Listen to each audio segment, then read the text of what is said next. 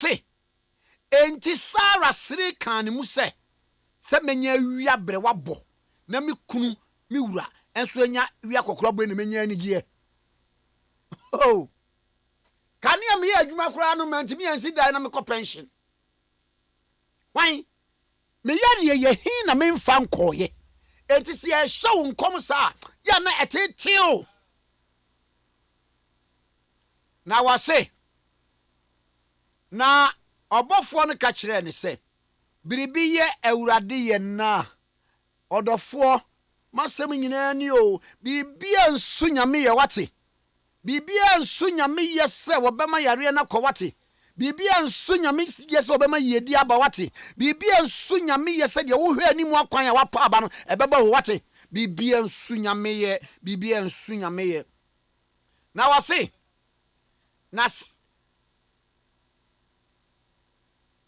na bra mashanu no mesana ba wo ncha afeda sese no na Sara enya woba na osaka se adenti na Sara esiri da bi ho a wugina na osofu pani ehye nkoma gu abra boso na wo sere sofu we die enya de be yie gidie no asa wo se na Sara sane se men sere efise no osuro obofo no se da bi wasere onyago se da bi wasere Ewurade se da bi enkwa bi ba waso obema wasere anopai ewurade ma won sere Jesus Christ awote ase adom mu ne abompaye fagidie ka se amen ye kenkan efi Genesis chapter 18 verse 9 ena ye de betupim 15 onyame asem ni ka se amen. God bless our homeland, Ghana motherland, faithful and together. Hello, my brother. Hello, my brother. Hello, my brother. Hello, my brother. Hello, my brother. Hello, my brother. Hello, my brother. Hello, my brother. Hello, my brother. Dear Chibia, Ghana may be too poor next that will mamba power to the Ghana Hokane. Dear Chibia, and Yana Magania Magashiani Hunamagawo. Dear Chibia,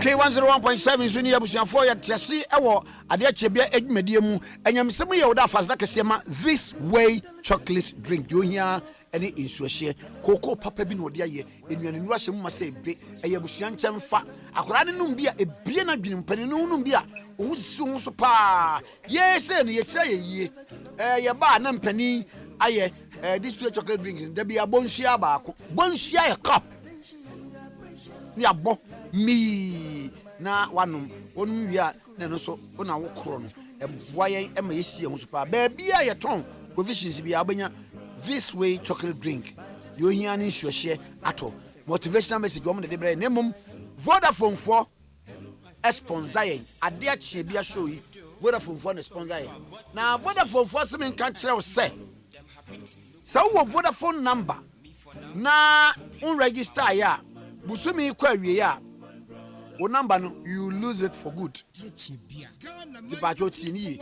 enti so un register o Vodafone number na patro per the National Communication Authority directive no 31st of May busumi ewo mu no untimi nyusu sim ni biem we losing forever so person register o sim card no a the patro dial *404# na fe follow prompt no na complete phase 1 of the process afi ko be bia eye Vodafone retail center and an agent in the complete re-registration process no kaisa wo kwa wo de Ghana card ne beko na GPS code no so ekuta wo register o card ne nya 4 gig data free 100 minutes talk time information no dial *655 me ba job SMS 655 on Vodafone 655 on Vodafone. Okay, 101.7 so in the Vodafone further together. Now, Mose Ediabe Professor Dominic Fobi at the age of 80. Wakwawari. Papa na ya dia papa. Yes, ne yira otoso 9 no. Ndi now Professor Dominic Fobi amafo be kai na on na mampenda da akofo pen so we education minister, we professor, na owo taste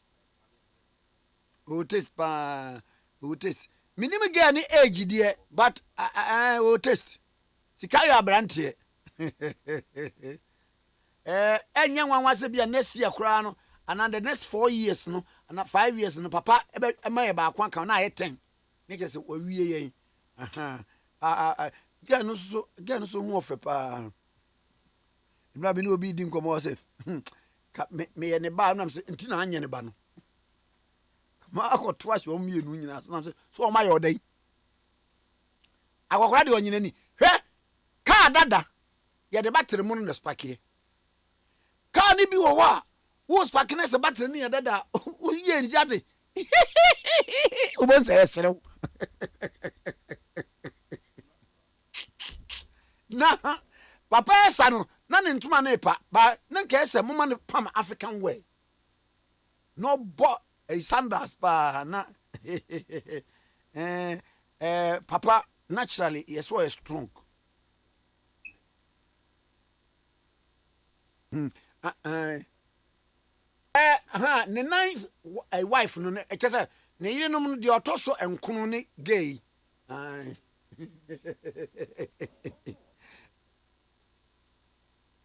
yo na yenko di nkomo Ora Kofi Kukubo, a director of research for Dr. Kwame Nkrumah campaign. Yeni no entry nkomo. Mr. Kofi Kukubo, good morning. Good morning, sir. And how's life treating you, sir? We are blessed. I hope Kumasi is beautiful. Yeah. Everything is cool. Everything is cool. Thank God. But I've heard that the campaign team of Dr. Kwame Nkrumah is not, enthused about happenings prior to the elections of the flag bearer and then the parliamentary candidates respectively, and you are calling for the postponement. What is the reason? Anyway, let me be emphatic. We are concerned about presidential primary. Oh, okay. Not the parliamentary, because we do not have any locus. Okay. To even speak about parliamentary. Thank you for the clarification.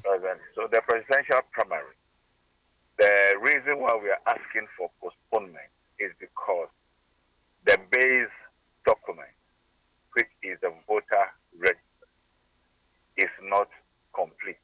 As we are talking today, or this morning, Dr. Kobuna's Dufo campaign team do not have access to the full complement of the voter register. They gave us 220 constituencies on the 4th of May. And we all know that we have 276 or 275 constituencies.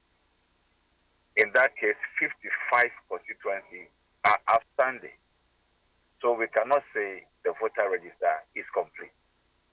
Now, if the voter register is not complete, as of today, which is the 9th, 4 days to election, when is it going to be complete for it to be verified, for voters to check their names, that their names are there or their names are not there, so that they can carry out the correction to ensure that no voter is denied his or her fundamental right to elect the right flag bearer for the party. So long as the voter register is not complete, every 3 days, 4 days to election, it means that you cannot go into an election with incomplete voter register. What are the consequences of that? That means you are going to deny those who are eligible to vote their right to vote because their names will not be in the register. And you're also going to create room for those who are not eligible to vote. So these are the irregularities that will happen. And when such thing happens, the free and fair principle of election is compromised. Then number two, the 220 photo album, which is the voter register, that were handed over to us on the 4th of May, 2023. We conducted our own assessment, and it is full of irregularities. Certain additions were made. That means if you do the addition, some constituencies they are more than the expected total number that is expected. That means some people have been added to the voter register who are not supposed to be there. That's one irregularity. A large number, about 54% of the delegates on that list cannot be identified. Now, why are we kindly repeat that session for me? 54% of those on the 220 photo album or constituencies they have given to us cannot be identified. Wow. What accounts for that? Exactly. Because they don't have their photo in the album. They do not have their names. They have only their names, but they don't have voter ID on the album. They don't have party ID on the album. They don't have their age on the album. They don't have their sex or gender on the album. And they do not have the position they are holding in their branches on the album. How do you identify a person with only a name? And the elections committee is saying that those people are all eligible to vote. That creates room for abuse, because it will be difficult for someone to come and say, "Oh, this is my voter ID. This is my name. I am the person." No image of the person. And we all know that if you're asking for Kofi Kukubo, you can get 1,001 Kofi Kukubo in the country. Sure. So anybody coming with any form of identification that, "Oh, I am the one," will be allowed to. These are the irregularities. So these will be subject to all kinds of manipulation, and it will cause chaos. And we are saying that no problem with all these irregularities. We, as a candidate, or Dr. Kwame Nkrumah as a candidate, it is just wise and advisable for the party to postpone the 13th May and make sure that all stakeholders are seated to ensure that the voter register as it is now is clean. So we have a timeline. Come up with a roadmap. As you say, it's fraught with anomalies. A lot of anomalies and irregularities. Sure, okay. So it is inaccurate and it is incomplete. And you cannot go to an election. You just imagine Electoral Commission of Ghana going for an election. Then we have a register that is not complete. And we have a register that is full of inaccuracies. I mean, what do you think? It can't happen in this country. And if you cannot allow it to happen in this country, we also must not allow it to happen in our internal context.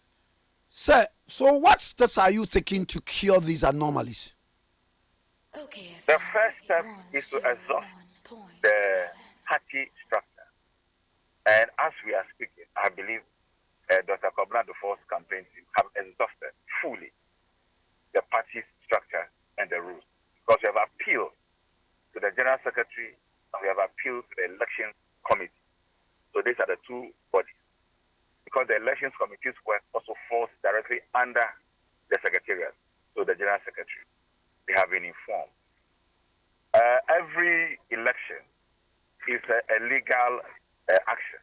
So it has legal ramifications, it has legal consequences, it has legal action. So therefore, all these things we are doing are legal steps that we are taking. And if they do not respond, then we may be forced to invoke all the legal actions that are required to ensure that the voter register is guaranteed with integrity to ensure free and fair elections. Sir, yesterday, for instance, we had discourse with Daniel Amati, Acting Director of Elections. He discounted the story that you've put up, that as far back last year, albums were given to you. So if albums were not given to you, whom were you campaigning to vote for you? I don't know what they meant by albums were given to us. I'm telling you that albums cannot be given to us per their own regulation, because photo album can only be given to a candidate after the candidate has successfully gone through vetting. And when was vetting done? Vetting was done only in March. Sure. The 2nd March. Balloting was done on 24th March. So how can he give photo album to people who are not yet candidates?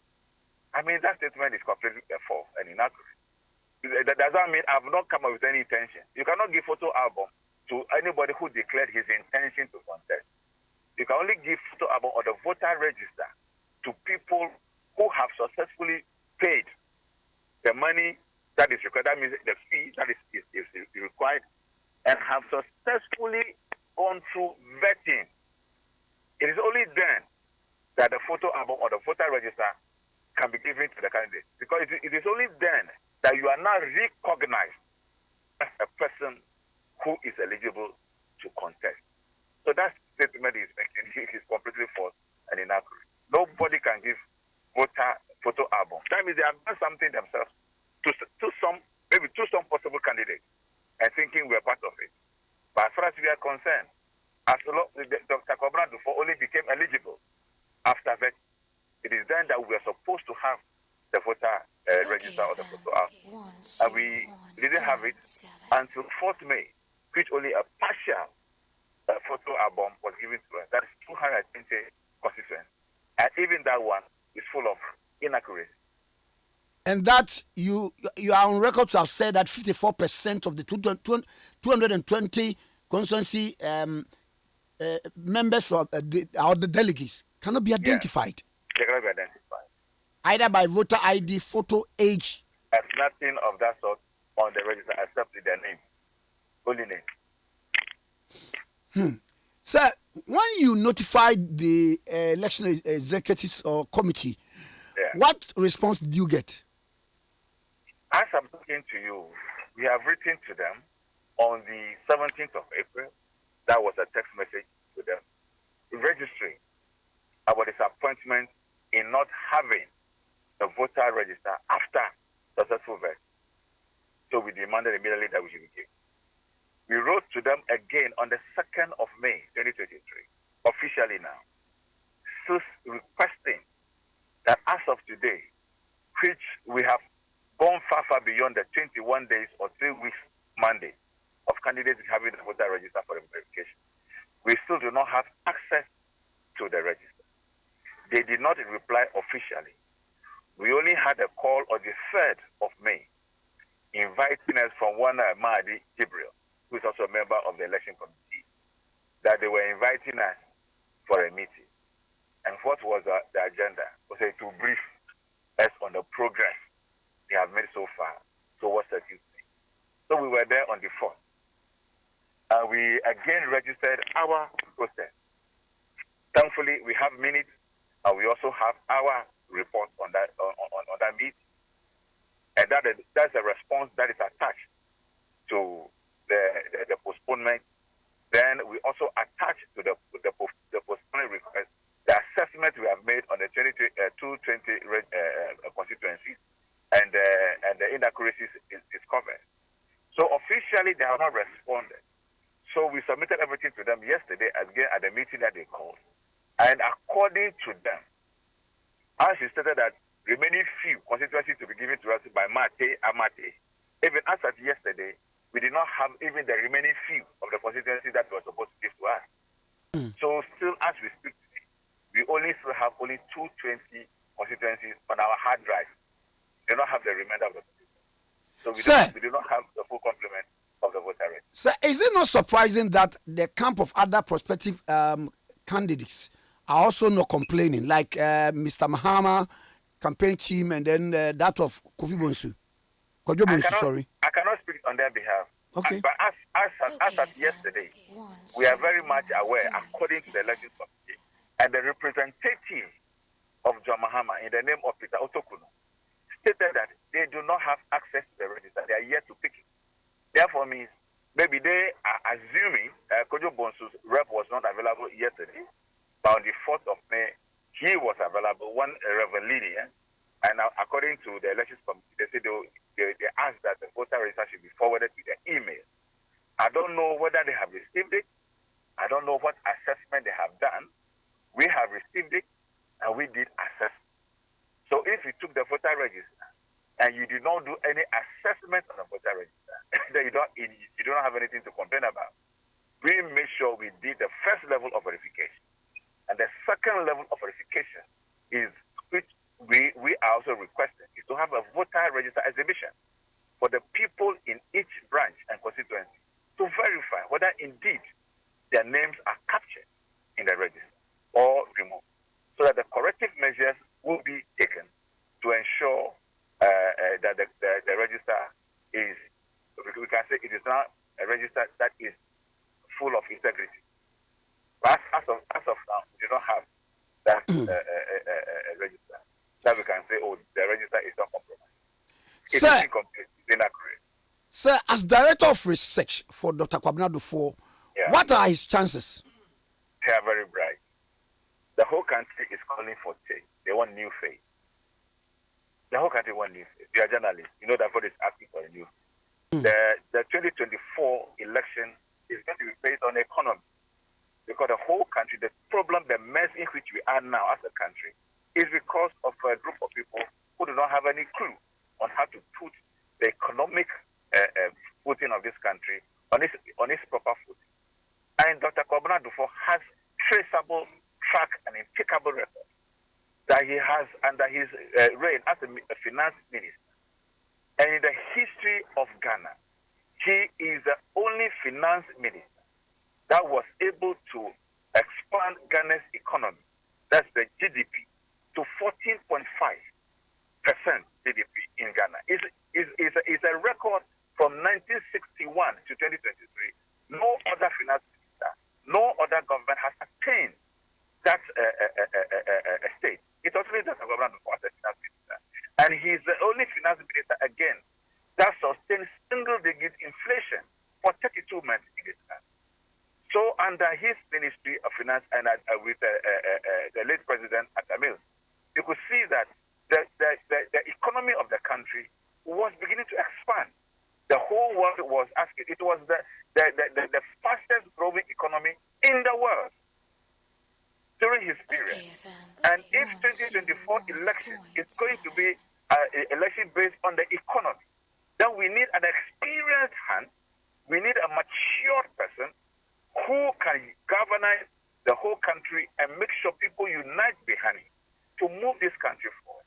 And there is no other person as of now, both in MPP and in NDC, apart from Dr. Kwame.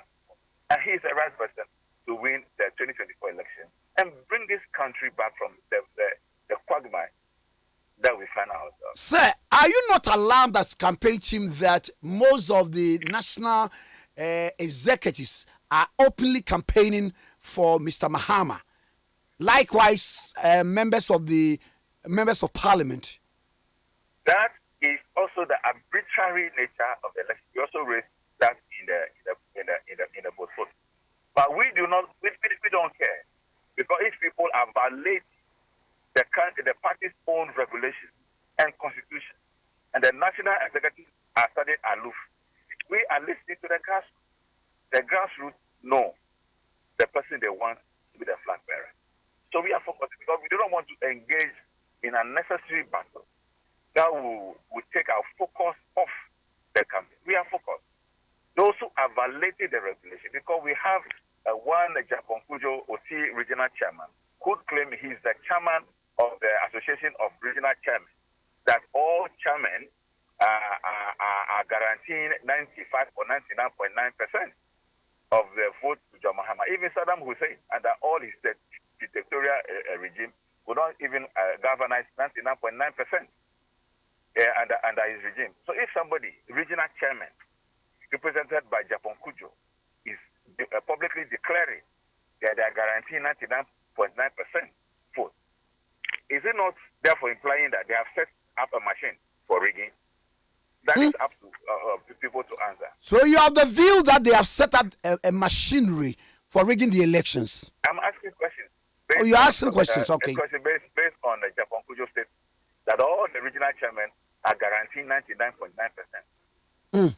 What is the implication? Does it mean that they have set up a machine to rig elections or to rig the presidential primary? That is a question everybody should be asking. have you been disclosed of the election arrangements? The arrangement, you see, let me put this in a proper context. Even YC, the Electoral Commission, they are independent body. So they can go ahead and conduct election without consulting anybody. But in their own wisdom and by convention, they know that without consulting stakeholders, that would be a recipe for disaster. So they have set up an IPAC where all the stakeholders gather around the table to make their input. So they call IPAC meeting from time to time to make an input into the election process and procedure till the day of election. That also shall be replicated in the internal context of NDC. Unfortunately, as I'm speaking to you, I say apart from the fourth meeting and other meetings, we have never had any consultative meeting with the stakeholders. I see. Sir, let's hope that things will get better for you. Oh, we believe. I believe. I trust in the wisdom of the National Assembly. I believe they will postpone this election, but they are aware, very much aware that. And if it falls on deaf ears, what are you going to do? Well, that's why we are saying we are going to invoke all the legal action. By going to court? What is a possibility? By slept about 4 days, so? Yes. All the possibilities are open. Okay. But we trust in their judgment that they will postpone. Okay. Because the evidence we have given to them is obvious that they cannot close their eyes to the facts presented. We appreciate your time spent with us, sir. You're most welcome. Thank you. Ora Kofi Kukubo, Director of Research at the Emma Dr. Kwame Nkrumah campaign as presidential aspirant of the NDC. And the Ade Akye Abia Komono brofra risa ye nyina okeka nyina bom titi bi firi mu a ene se abon a wo mo de beto ayi no aba no wo mo de 220 constituencies de na ama wo mo de aka na mai 220 constituencies no 54% nipa no a wo mo edin wo mu no voter ID nka ho photo nka ho picture nka ho it is obi aba no say what as a cause aduomi a eno no na yenya as a cause aduomi be am yensa hwan de original na wo mu no nti wo de susu se ade na inaccurate incomplete na nka party no entwe abato o mbeto no Saturday yi ensen minimum awie mo ma ba. Okay, 101.7 senior. Why not? Nani. Summary way dear. Summary tree.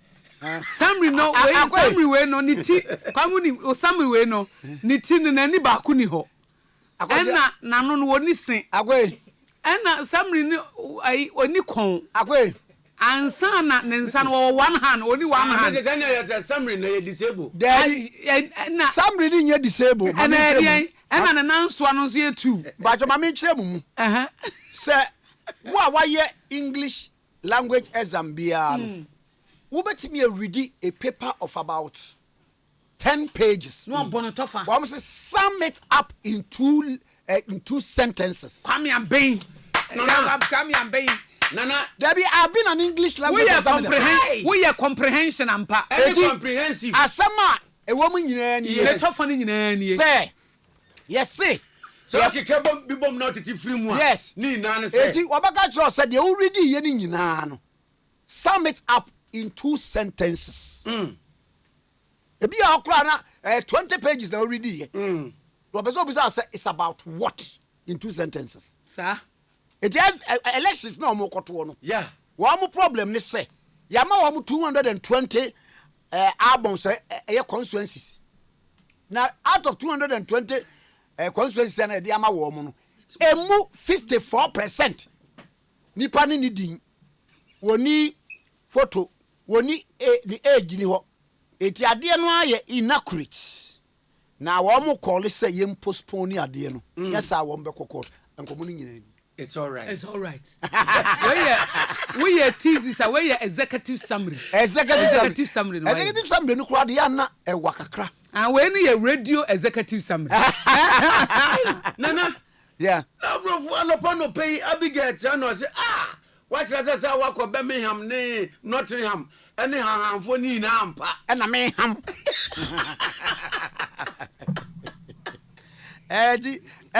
Normally say which comprehension story ni ube read ni nyina kosie no ebe kan de baako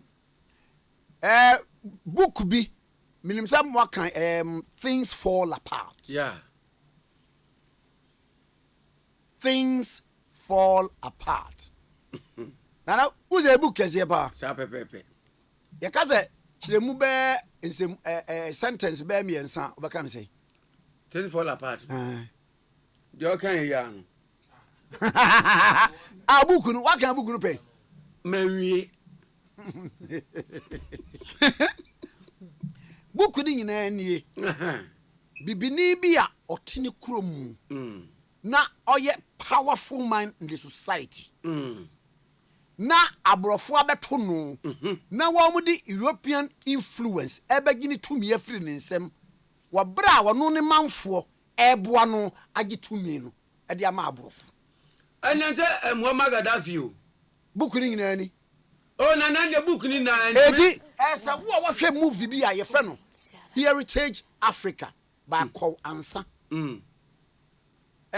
movie ni eko end no ade bi a na ewo toa mu a na eye wo mo family no ene yi wo mo ti a tese emo mo timi egina sa abusua no broni ni gieye no na ode kɔ empoa no enti se movie ni kire se yem values cultural values eniema bia na ehia ye no ye toni nyina ma abrofo emenne ye kuta hwi hey na nani say things fall apart nani things fall apart a prophetic book oh what is because the woman yen one see what Muammar Gaddafi Libya the same thing the same thing Gaddafi katra ne manfo yi a wo mo boaje tumi afini nsi amamro fi se mu be hura mane o mu kumia mu betreti o nana it's something this is what the book is about eti book bia wo som say na kan nyina wi a eti bo se obuza say in 2 sentences what is the book about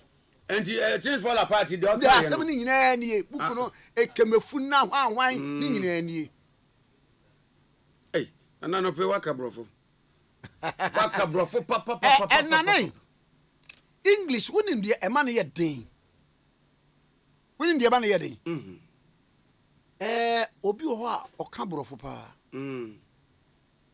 ba wante brofo o kan so onti say okay say the word time changes na now chema ba chem say ebre dania na ebre sesa dan okay fine excess time no ye now meboa and na changes near dey verb okay nana ye time no verb na ye changes no now as ye kire say timing is change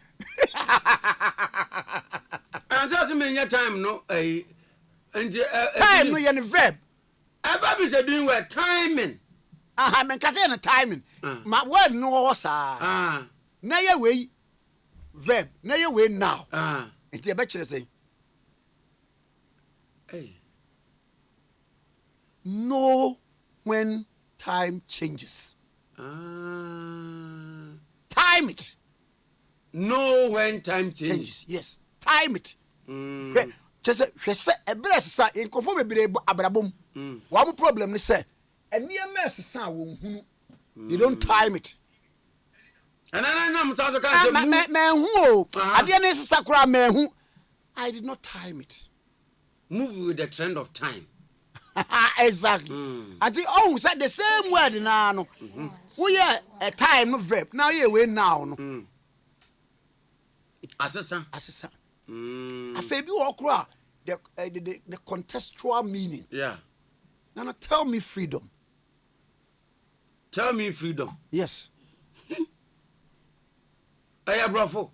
Yeah. Peter Abrahams, no, a South African. The book could be a troye. The book in a cover near yellow or say tell freedom. Tell freedom. Tell freedom. What was what you say? Kafahudi. Should I me fahudi? Mamma fahudi. Tell me freedom. Hey. Tinanya yakase. Bofuedu. Yen kamre. Okay, 101 service today. Owura Mustafa Bandi, Deputy General Secretary, Edema NDC amenyuku no. Bira memwaje. Na Kwame mejoso. Na bokodi. Na Kwame yada. Onyanko ko ase da pamaye. Nchira bi na Ade Akye Abia Ami. Na yene Owura Kukubo. Our Director of Research man Dr. Kwame Nkrumah a campaign. Na odi asembia tudwa se photo album amode ama wo 220 constituencies out of the 275 no 54%. So we you now strike average na 1 any voter ID, 2 photo nka ho, 3 age nka ho. Di be de kwa no matimi identify ni pan se we ni asumasi eno eye 1 overchiana na ena the exactos biom was it so inaccurate and incomplete until ena one more here anim say the mode be kan ho am fama afi such anomalies no ese mo transe na mutimi rectify it wo ma tro krata abra mo say ebeya elections no most postpone amintie we yo bro ka me da wan se ta ma che phone na say first and foremost, Yedi Kai, I can't say, National Executive, the Elections Committee of the NDC, tries that we would organize a very transparent election. And the aspirants, one more running for presidential race. Yama delegate list for a long time. But your delegates list, you know, are different from Albon. But your delegates list, no, are different from Albon. Primarily, delegates list, you know, a branch Pia or Metwaba Pia over 350,000 for now and for now Mokotwaba. Ubehuso Pia. Dean in the branch a woman. Na Enkarina and only at the Twaba. Na National Chairman, General Secretary of Margin is that. It's a brilliant proposal. He said, in trying to develop Albon is more advanced than the delegates list. Now, Albon would give everyone photo into photo better against your name, new branch, and no be more credible. That we can verify the people before they vote. Any other coins at all say answer now by the program. This is what the national ID card be back to say what answer me am what for ba. Me ba jo ayi sa delegates list no e contain DNA e din kwa. Delegates list no containing Obia ni din na ne branch office. Ba photo nka ho. That I don't know photo nka ho. Na delegates list bia yenye delegates list bia age ni za na ma no. Kaka ho. Any pani din ne voters ID ne branch office in the constituency. And this also compounded register anymore, you will find that it's in that order from every constituency. I don't know, Obenya. But we are building what is more advanced. Unipana or Kokotwabano. No electoral information. And the picture BBR. Now, this is targeted to reduce and confirm Boakobo Bidin Kakana de Atwaba. Maybe anani panonso anyhow. We are trying to reduce all of those things. And now let me put it on the record, sir. Adena ye no and answer institution na ye manage no. Enye iron rods ni concrete. Ni pejuman ye. So we are trying hard to reduce margins of errors in terms of accuracy and information it will contain. All aspirants and their reps have been having meetings with the Electoral Commission, the Electoral Committee, that is the electing directorate of the party. One more concerns that we address it one by one. So I don't think that there is anything that will be important or so relevant for us to postpone election. Election at the end. And one more, they have their information. The album is just an addition to what we have. One more assurance of a clean election. Now, Kwame, if they are complaining that information, no, they don't have the album today, they have the delegates list. Every aspirant have the delegates list.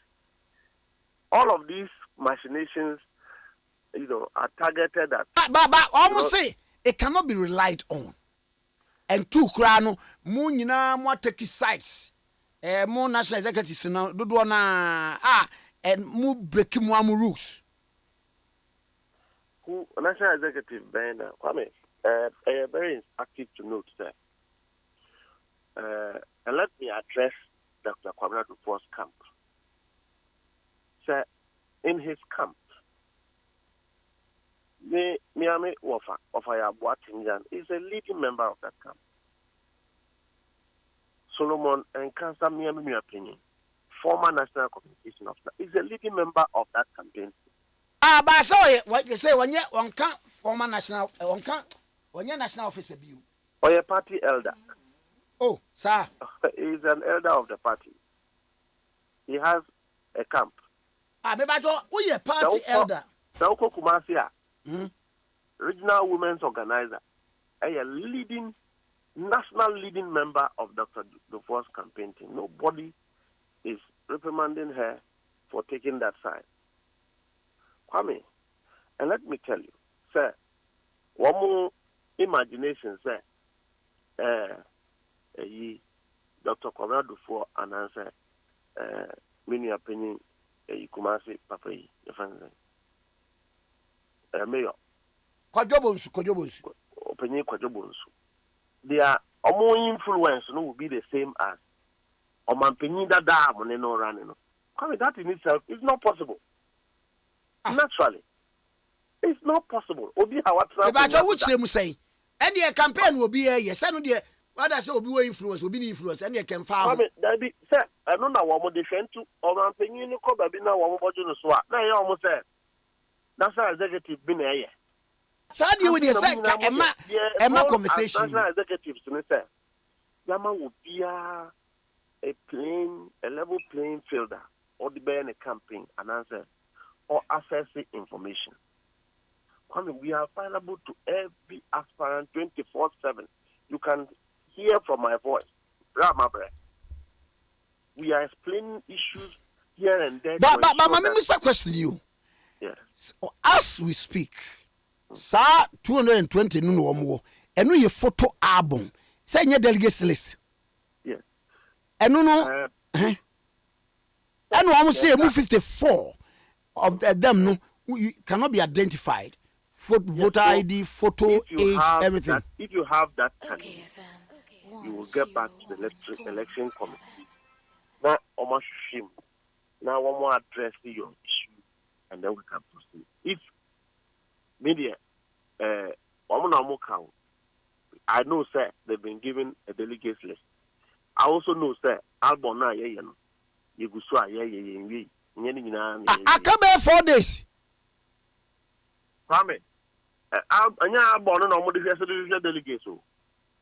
Ya ma wo mo delegates list what delegate bia ne be bia wo fiba. We even have information and ma wo bia delegates bia ne contact. They are aware. But almost say sa albums na mo de ama wo mu. Nipa ne bi o wa one yenim ni voter ID. It was a certain Mustafa Bandi, ebetimi aba wobra anye onwa, and would that person be allowed to vote? No. And the chaos and the beba. Yeah, woman, sir. You were encophobia. Kwame, almost fee to say, will be fee, wage about it. You are Barbara register. I was Medina as a branch executive. Sanya Mano. I found a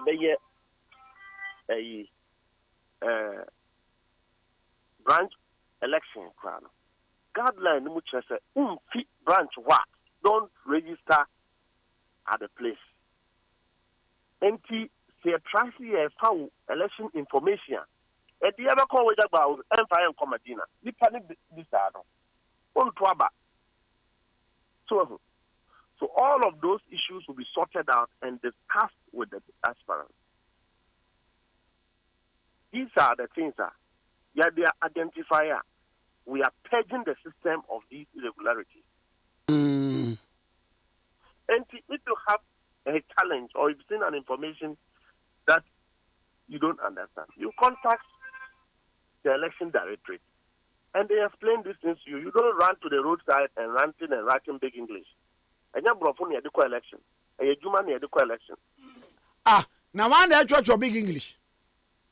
Come in the American say, and you're broken and near the election. And you're human near the now one day come broken Cassie. Why want to appear? Say, one Tiasia, no could be that. Time, any paya, W. One more trunk crack and when they were in charge of election, everybody gave them the privilege. Does it mean say let now Modia you not moon share any word? And that a effect, and a better way. No, Kwame, and maybe can't say this letter that they have written is needless. It is not warrantable.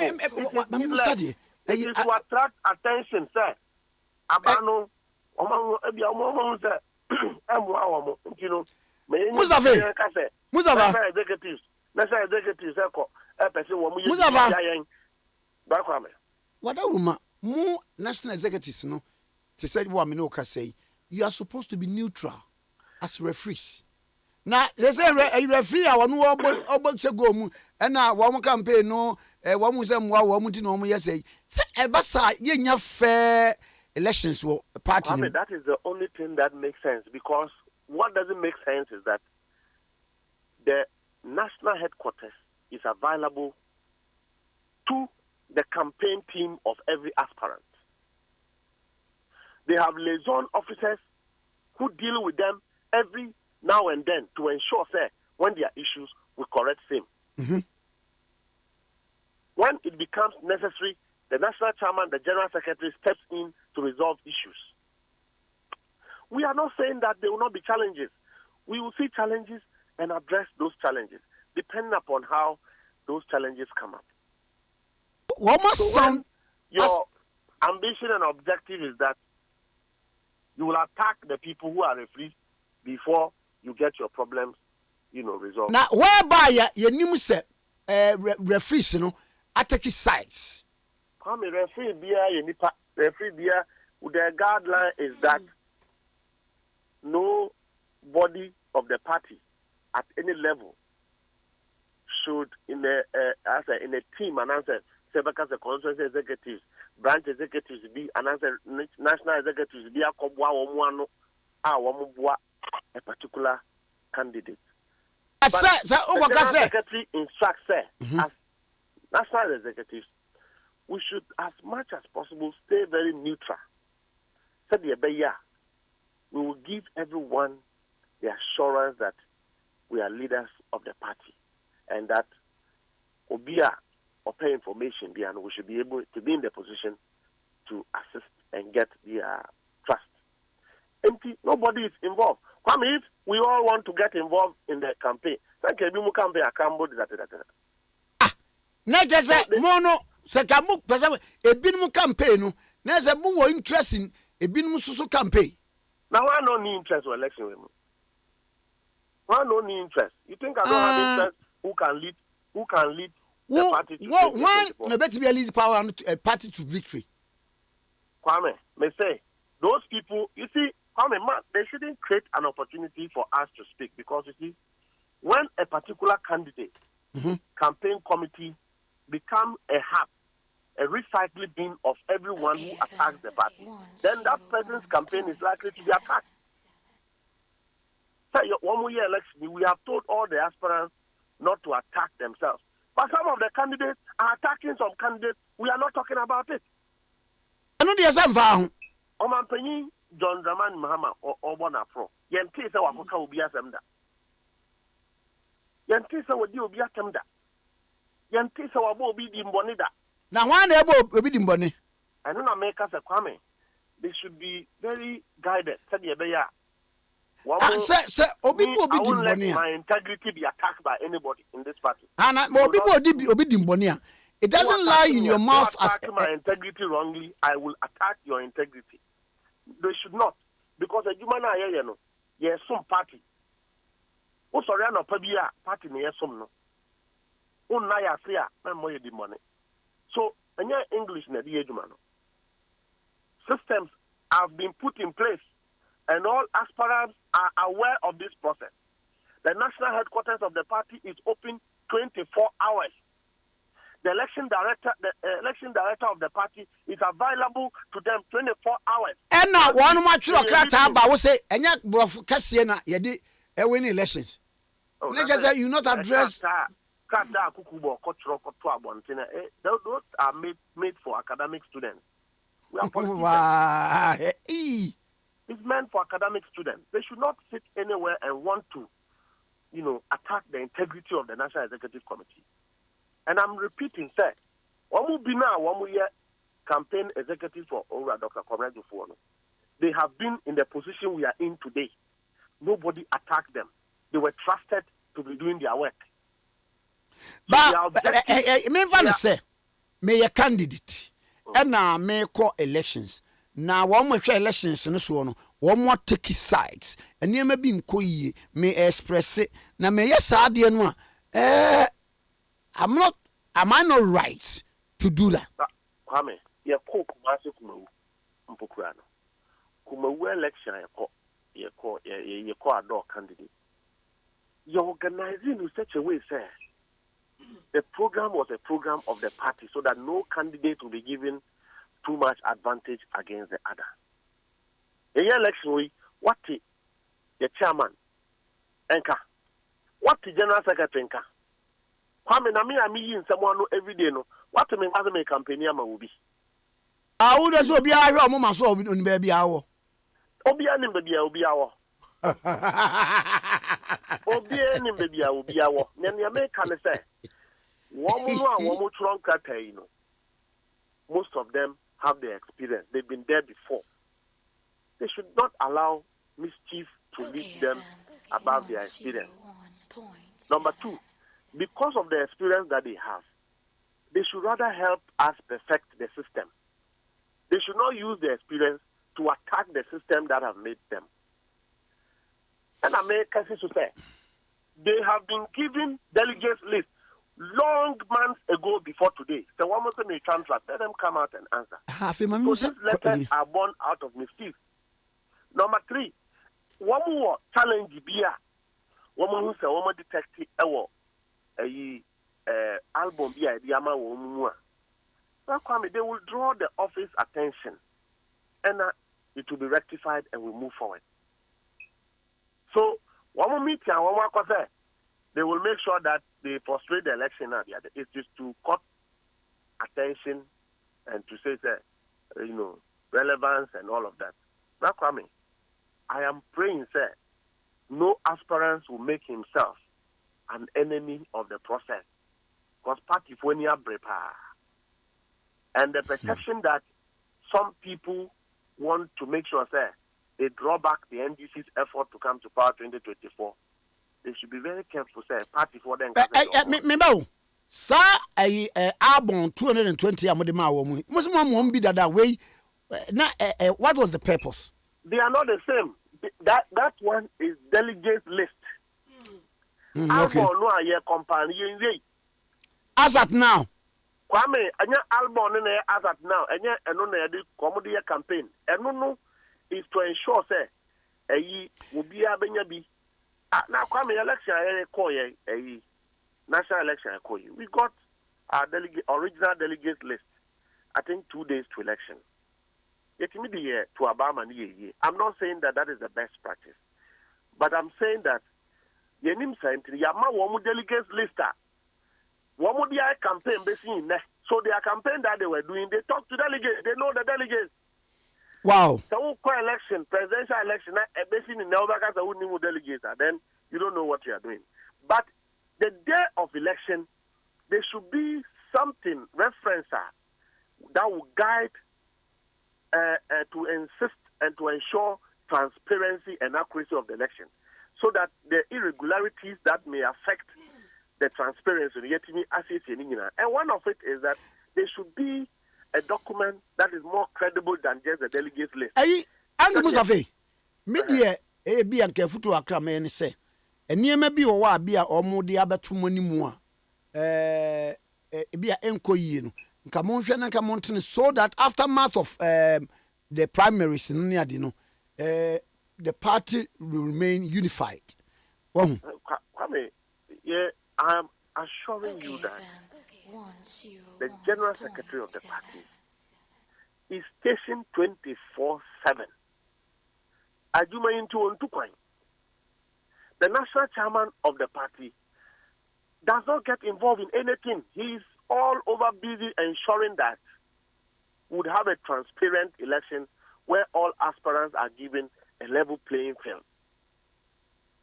If they have a challenge, we have internal processes.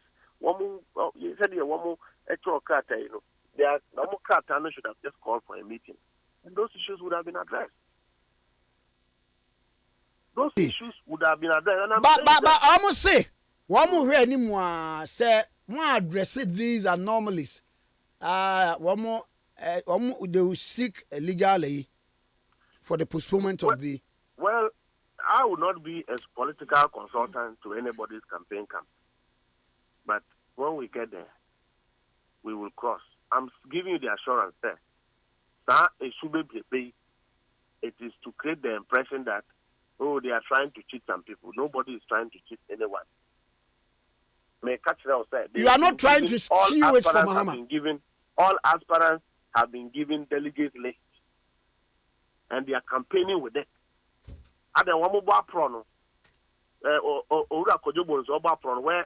Which people does it talk to? John Dramani Mahama. Onokra, Yebeka or your bigger stakeholder in this. He is not complaining. One more, maybe Papa Kamara the Foko campaign. Which people does he speak to? They have a delegate list. We have taken upon ourselves under the initiative of the national chairman.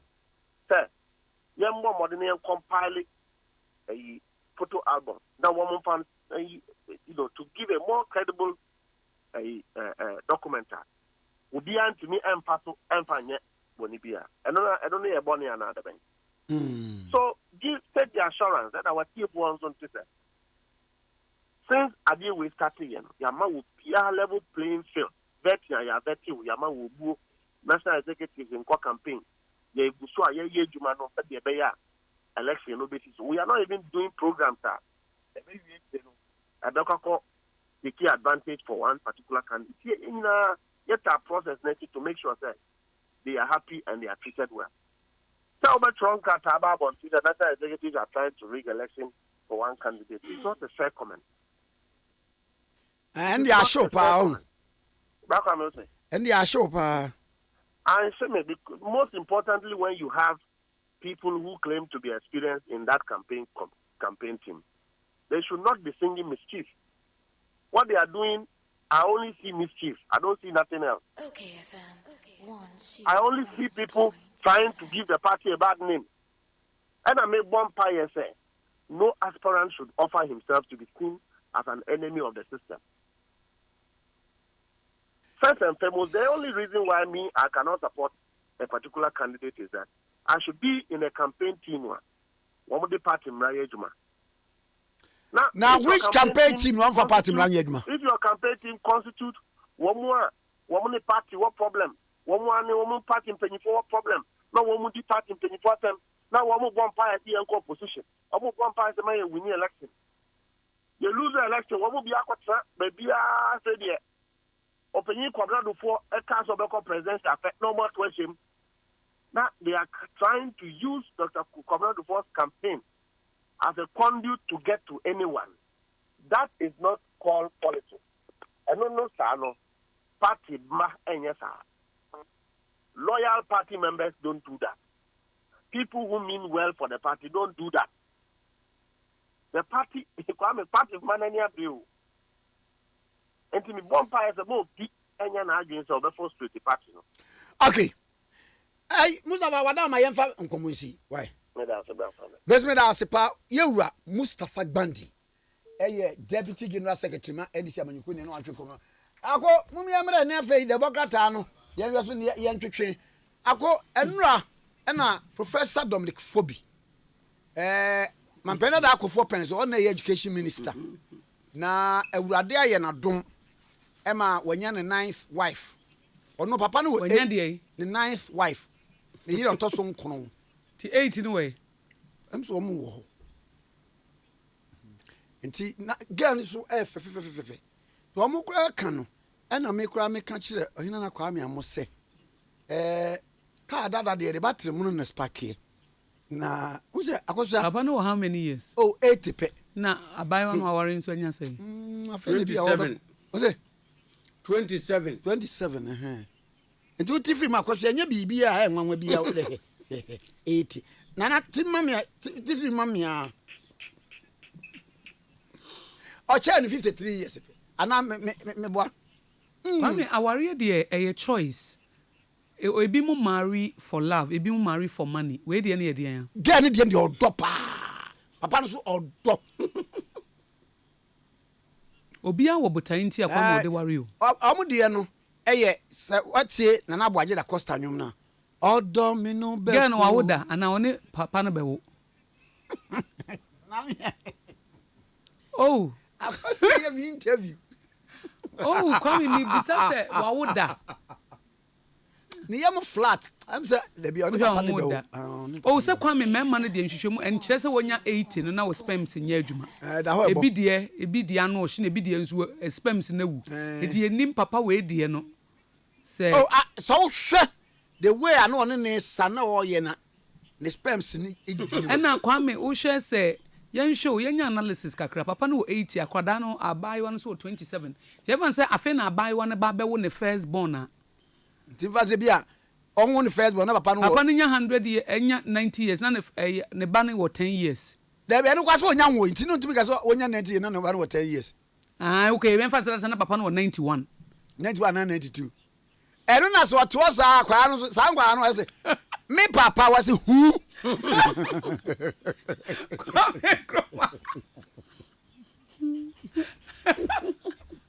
Hey. Me papa. Hey Kwame. Life is full of choices. But Nana, what do you say? Nana, na Kwame wo dwene ho say a wo dwene ho say de yan prof de no ho prof de no ho prof ena prof woni nipadua mu gidie prof woni nipadua mu gidie agini gom enti Kwame ye ne hwan say we cannot take the place of God. We cannot take the place of God. Enye so nipa nko betena. And wonto no nko ade wonya nko no. Oni Solomon ko competition. Na ana oni ken swati. Agwa ya video na papa Esa no. Professor no. There be many more so. Picture no na mehu. Video no ho. Eya fa video no kire me na mehu. Papa gina na so pa ho. Gina na so. Ti kwa mo onya 92 na ne ba wo be 10 years. Obi esisi sha de kwan so ana mo so no so. Hwan na eku wan? Kwame so abusa asem hwan na eku wan? Hwan na eku wan? Kwame na make se bia na prof ogini ni padua die o. Agwo ntie. Man bia wadi be 70. No akofa akwada BSS na yesi won go hotel ho no. akwara ni sini sunu won ni say ya fe man ni da hu me hey wo gas wanya SS ni akwara na o ye sa hu na de wasoma no wo yi ale na so ni sunu be ye no bako Kwame wa de wasoma no Kwame wasoma no Wasi ye no bako Kwame me de mi ye Kristo ni me bo to su du na ne wo Kwame no no wonim say de bo to su du na no akofa ne bo to su du na sa be wonim sa akwara be yim ni sa Kwame me ye Kristo ni mi nim say one man one woman but say that me can onyame de obi apa ama no enti osi enyen ba man ko abetna ba age ni dey say just a number age nyen number sir age count Kwame you have been on this age for 80 years 53 and one out of 5 hey Kwame what basa sis when you 80 years is just a number it's not just a number there's like a pension go a pension 20 years Kwame ti wo betimi aye mami musa wo betimi aye say 80 na akware fofra kan yere ho wo betimi aye there's a mpese bi say wo 70 e can for say 10 years time no mpese bi je nyanka wa asasi so na say wo be ma no papa ni wu a na eyiye na se no akwara ne na wase abuzo se na ne ma na bi we na obi atene sa hwe from ba ku na kina o metro mo sa hwe from from because akwara ni so ba ku jo se sentia senti no kwantem yi na ade Kwame bia no wo skanti owo because Kwame say we obi a ko pensioner so obadwene ho say afi na obehwa akwada amana ko university akwara no kran ko university na 100 years ba ayi akomiti etie but bia wo ska obetimi akwara no kran ko university masters no obegye ska gu ho it is wo onya 100 years na because Kwame who say ade bi o consider say o consider ne ye o say o ska dia ene nyame ma na ye fa say nyame be ma na 100 years enu time ne banko enye senior high school no ba we wa ba wonim say ene na metie other radio stations wo say papa no onya prostate cancer adenti say obobo agumu a na me yahwe de bogata na je prostate nko na se bi ekum nipa o na de na aka bio he nana de wa furu dua ate ahwe awuo no unu ade ore kwa asama do enfra made se yi nu nu awo ba no obopo sama izem Kwame Nelly say or drive o ya ma na nya accident me Kwame me in case o say me busa say abai wa no wa woda na so hwe na fu na futra tete me hu ni say yemfa ne say prof agini nipadua di in sperm say nye low sperm count ni bi ahodi wom ema no ewom na no so we o say na Kwame woni na nyemu a nkofo say dey say nkokora nya de o ndi akokora ye wo Kwame na say Kwame woni na nyemu a Kwame woni na nyemu a oba na nyemu a bosome nyinsa ye bosome nkono muso a musa akwara no eye ayi no o yede akwara girl no bad girl no Kwame bibusa o say we ye money love anase o say ye wo marriage obi a we kwan botai to de wo obi di odo obi di sika to ho abai we ya ne de no eye sika anase ye odo na say ye odo eye de that the kid di bonwum otratra kuma ebe me nyakuma nyina na e botra oh money love odo awon fe de sejeni be o to odo ansan oh what is 27 uti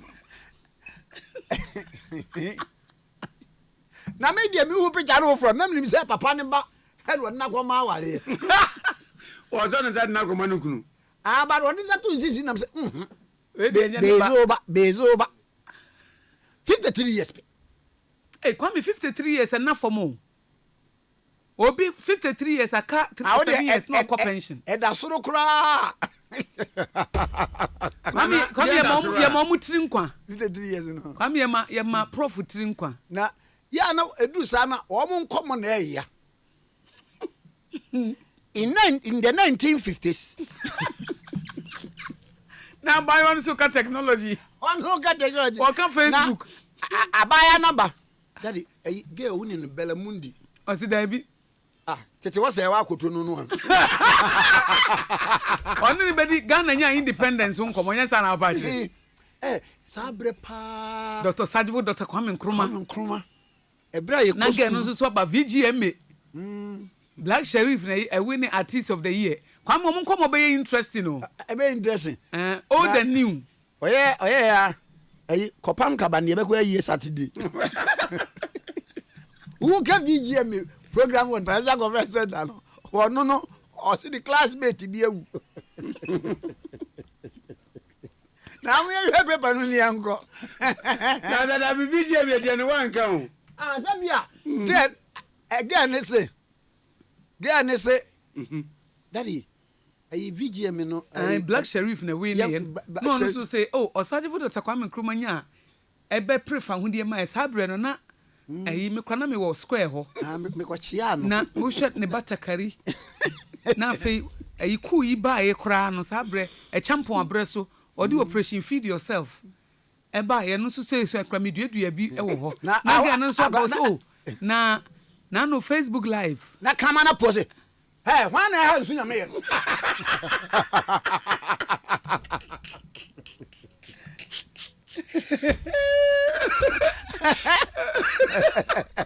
Omon come bed ebi so na prof so ye current ebi na prof ye current akwas ye current is you be ebi na prof ye current nti onu so be ma no VGMA current trending news no ma no Facebook live ashe jinsa etated one ye twetwam we dey say ontimi mfa ni pani akisa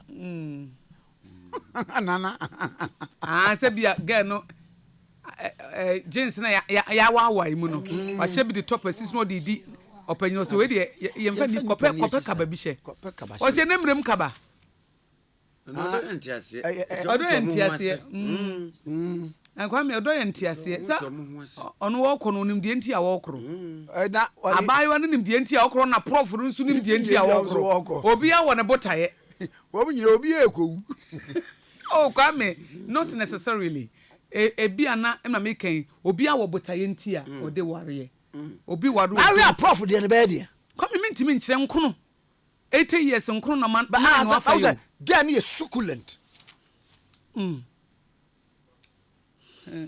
ade adase onu bewu oni nu ayi ade adase oni bewu eni ni hu a oprokwakuwe wona ade na ayi akọ Kwame VGMA woni say the most ayi me fe paaye me a me bra ayi de say boy you de say abana say kabeksa abana kwabana wona na efe ne dressing na ai ba de a wo ye ya anye yie kura na me dwaye na say kokeka ne cutest ne nsaso to suit atare no say na sa kala na pink o dabi o na am say coffee ana wine wine mu it na kokeka ne nsaso na ka afa na combination na tight na mingle Kwame na me kan obi a wo botaye enti a wo ware obi wa ko ware se obi be no aduane ama na die obi wa ha wo ware sisi wa gegem obi e ware e paawo obi ko ware e peska obi ko ware peja adie wo ko digwa abaye aduane ama prof a wasi form na wo ko no se me se wo ma wo sa afro so se wo ko abuso wo mo se me pa akwa bi no fan kwensi sane prekese prekese no hwe fabra me nkere se de esi ye no twetwem e papa ne dia tujem e papa ne dia na huna dia tum me ko aba afa superkuwom me pacho men kanfo de mam de posim you know say e po ne de woni mpo come be interesting current and old ancient and modern rock of ages ni ancient of days me ba Razak Kojo Poko ye ne ba betwetwe enkomo na yentie enkomo no eyi pa bra Razak Kojo Poko me mo acha no pay oba kwa me mejo so ye kasa ya che enye easy I can see you go. Aye. Na I will see me with you mood on to my. Edu baby anado ho ate. Mi se miniska. Be de mo te na ahwe akon bibi bi go wadwo so. Very necessary. Abrabody, oh ma, you need to go into hibernation and do a serious assessment and a lot of changes to your life, and you can come back. Yeah. It's part of life. Yeah. Mami fan komomra. Na anu ada ye te se wo ka se say economy na enko yie no. Obi anya sa Russia Ukraine war ni. Ada wa unu bibi. You offer Kwame, but that's the chair what here for you. What you do the Hana Ghana Kasa, Hana Ghana. Time for the opportunity to. I think I make that statement. I may share an article about it. I say Russia-Ukraine war, eba free. So most countries, get destabilized. Because at that particular time, say Ukraine, they are one of the largest exporter of grains. See, maybe at that time, a lot of business people across African countries and even Europe, maybe at that time they have made an order or more to get materials from either Russia or Ukraine. So to buy, in fact, it destabilizes a lot of businessmen, investors, and even countries. But moving forward, you cannot still be relying on the argument that Russia and Ukraine won't, your economy is suffering. Oh yes, sir, you are not being honest with yourself, because even if you are importing materials from Ukraine, to the time the war started, who make the argument to Ghanaian people or even to your people, say, because of Russia-Ukraine war, maybe that is why we are having a high inflation. That is why maybe we are having this kind of depreciation and all that. It can make sense maybe within the first 3 to 6 months. But you cannot be keeping on making that argument all your life. And it's something that I was just trying to caution communicators. Even when you go on radio or TV and you are communicating, the moment you mention Russia and Ukraine or COVID-19, to justify why the reason why the economy is struggling now, with time, a day were amount for us. Because say Syria and Lebanon, they be Israel, Palestine, they are fighting. And there are other countries which they don't have relative stability over there. Then Burkina Faso, there have been several coup d'etats. And you and I know very well, sir, Burkina Faso is one of the countries, because of money, they get most of their things through our ports. And our traders also go to their country to get tomatoes, onions, and others. See, I was just trying to make analysis there. Listen, Russia and Ukraine, they are bordered by other 7 countries. Romania, Russia and Ukraine, Boshia. Slovakia, Boshia. Belarus, Boshia. Moldova, Boshia. Hungary, Boshia.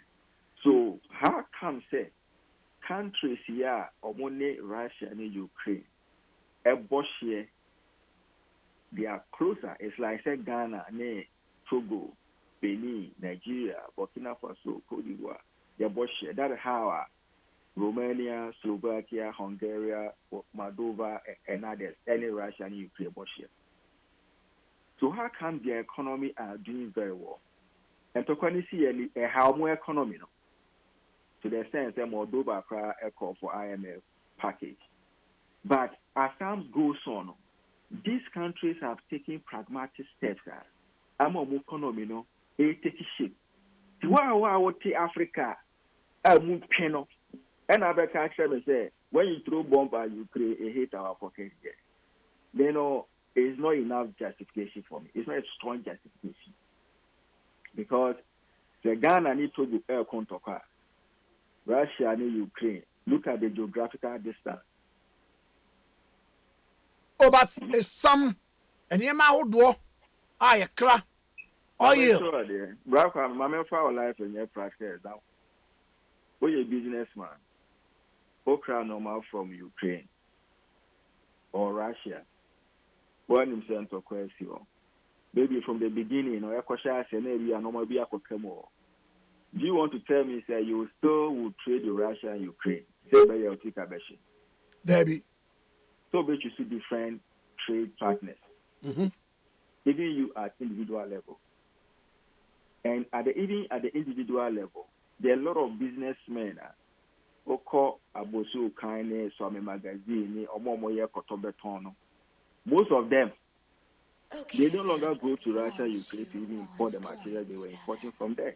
Even at the micro level, even at the individual level. So how much more at the macro level, at the national level, you still want to use the Russia-Ukraine as a basis of your inability to manage inflation, as a basis of your inability to manage civil depreciation, as a basis of your inability to address the concerns of pensioners. Another factors are making Ghanaians happy. What is your brother? I'm with you. So I think that with the Russia-Ukraine war COVID-19, we know that it having some effects on our economy. It was justifiable then. But moving forward, ultimately, and find cancer such a when. So when? It's a token that means our economy will not do well. Abia X repercussions. Yes. If you study econometrics, BBC, it takes time and a free system when you use certain models. Let's even use COVID-19 for instance. When COVID-19 came, it's a part because once you close all the borders, so things were not coming in, things were not going out. And at that time, who make the argument that it's justifiable. But you can't tell me, say, who go school, who papa come into where school, and because of that, enough justification, 10 years time. The Busa side then one cool school or see, oh, we will be trained and make up a way to make demand to us to be. That is enough good justification. And so, say, young fine ya, a dear Nama economy no enkoyi. Ofem. Me my firm, no. I think, say, a banner your boy who more than pa. In fact, the first 4 years, they are their pa. And I don't think the government has been able to roll out a number of significant policies and programs within its first term in office. And some were mega projects that we did. But the borrowing cost too much. And when these factors overcome, they are trying to say, yes, and sometimes we need to be honest with the electorate, with the Ghanaian people. We cannot be blaming and relying on factors consistently, while other countries are taking pragmatic steps. And who should take the blame? As President Kufuor announced, Dr. Mahmoud Bawumia. Who is the president? President Kufuor. President Kufuor. The Bawumia appointed anybody, Anna. Baby. Onokra was nominated by the president. Sure. When the glory comes, one year, the president, the back spots to the president. So when there's a difficulty, we'll show me the man. The president. And to your question, here, Bushami, here.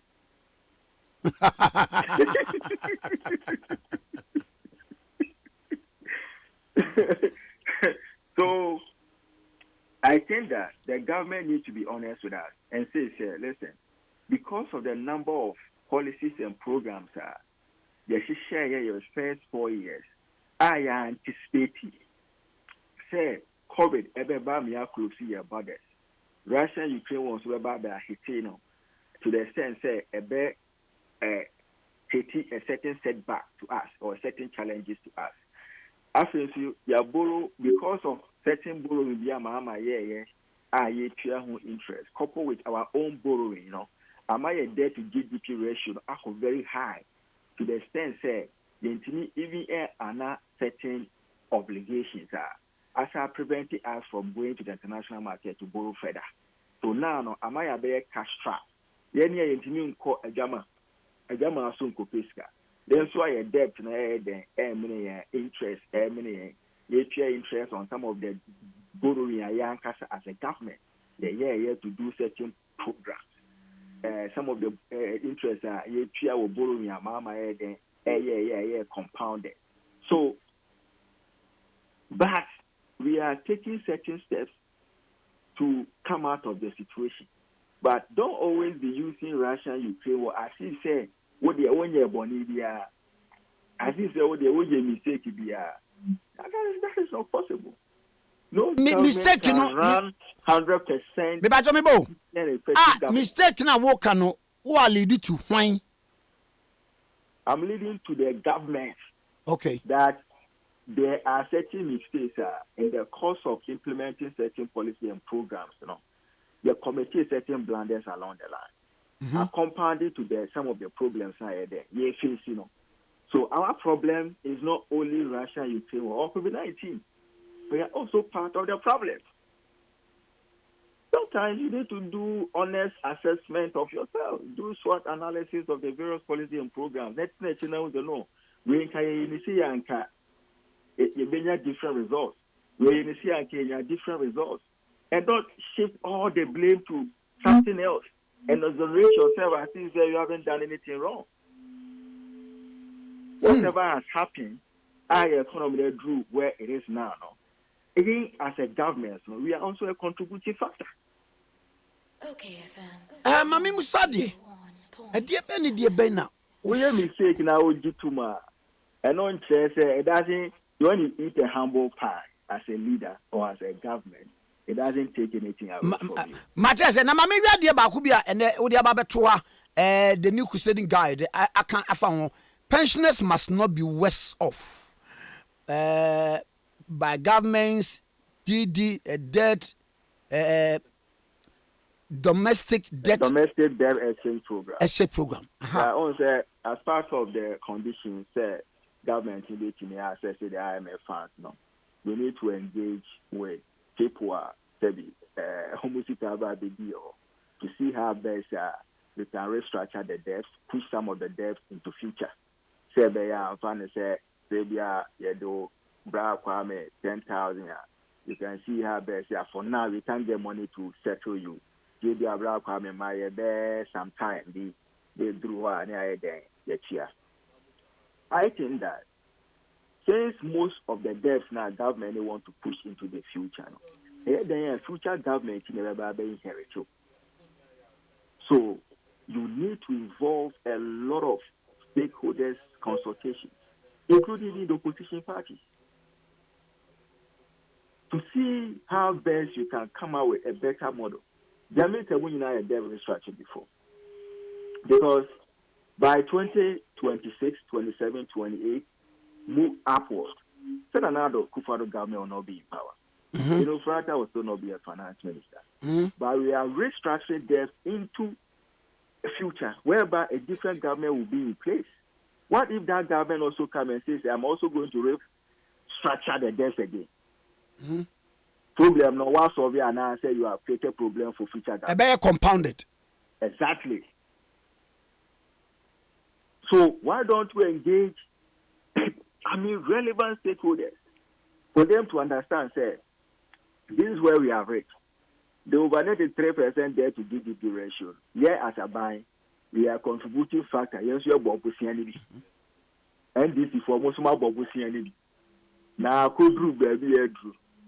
Now, no, yes, you hear stuff from the IMF. What is the best way we can do to make sure, say, a bit mama debt number form in order to qualify for the fund?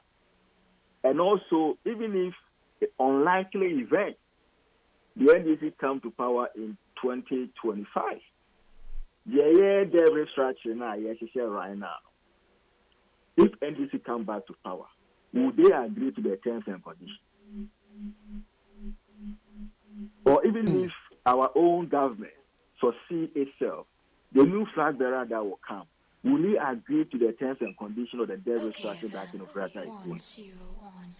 So we need to engage a lot of people. And even the pensioners. Engage them. Engage the individual bondholders. Now, if the debt restructuring is not handled properly, you know a lot of banks will collapse. A lot of banks will collapse. Now, I feel okay, the banking sector, they who say, you be saving here. Because they call say the collapse of the banking sector. Some of the banks' licenses have been revoked. I say they use a lot of money to save the financial sector. What if this debt restructure is not handled properly? Now banks are buying bonds and all that. The government is not able to pay them and all that, and their money get locked. Those banks, are they not going to collapse again? They are. We solve a problem and come and create another problem. And pensioners are part of the vulnerable in society. Okay. Obi wo no ma sabi. Kwame, ebi a pensioner no fee. Go on. Hello? Oh. Sa friend bi mama na ahome die. Mwadaruma Razak Kwadwo Poku ene ne ne twetwe nkomo no na ye ni na di aba bepim ba bi ahoma no so atiko. Na yenhwe Yewura Johnson esedun ketia eye chairman general Edema NDC amanyuko no na ye ne no entwetwe nkomo e. Chairman general mo fa Kwadwo esedun mi mo achi. Yeah. Nton kan che.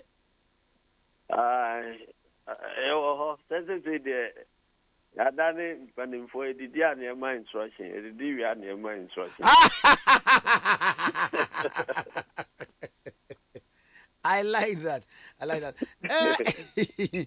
Na abatua ebaso nyame pa Saturday no ehun hye te sei esan se yewra Dr. Kwabena Dofo the camp no one more express niema bebre se niema bi nkoyie photo album 220 out of 275 constituencies and amodi ama wo mo eno kura no 54.54% eno no uhunu voter ID photo nim eye age nka ho enti om se ade na inaccurate and incomplete om stress nka aba no postpone some baby bia atene niema and some oje ni say yo mendati mechia atifo and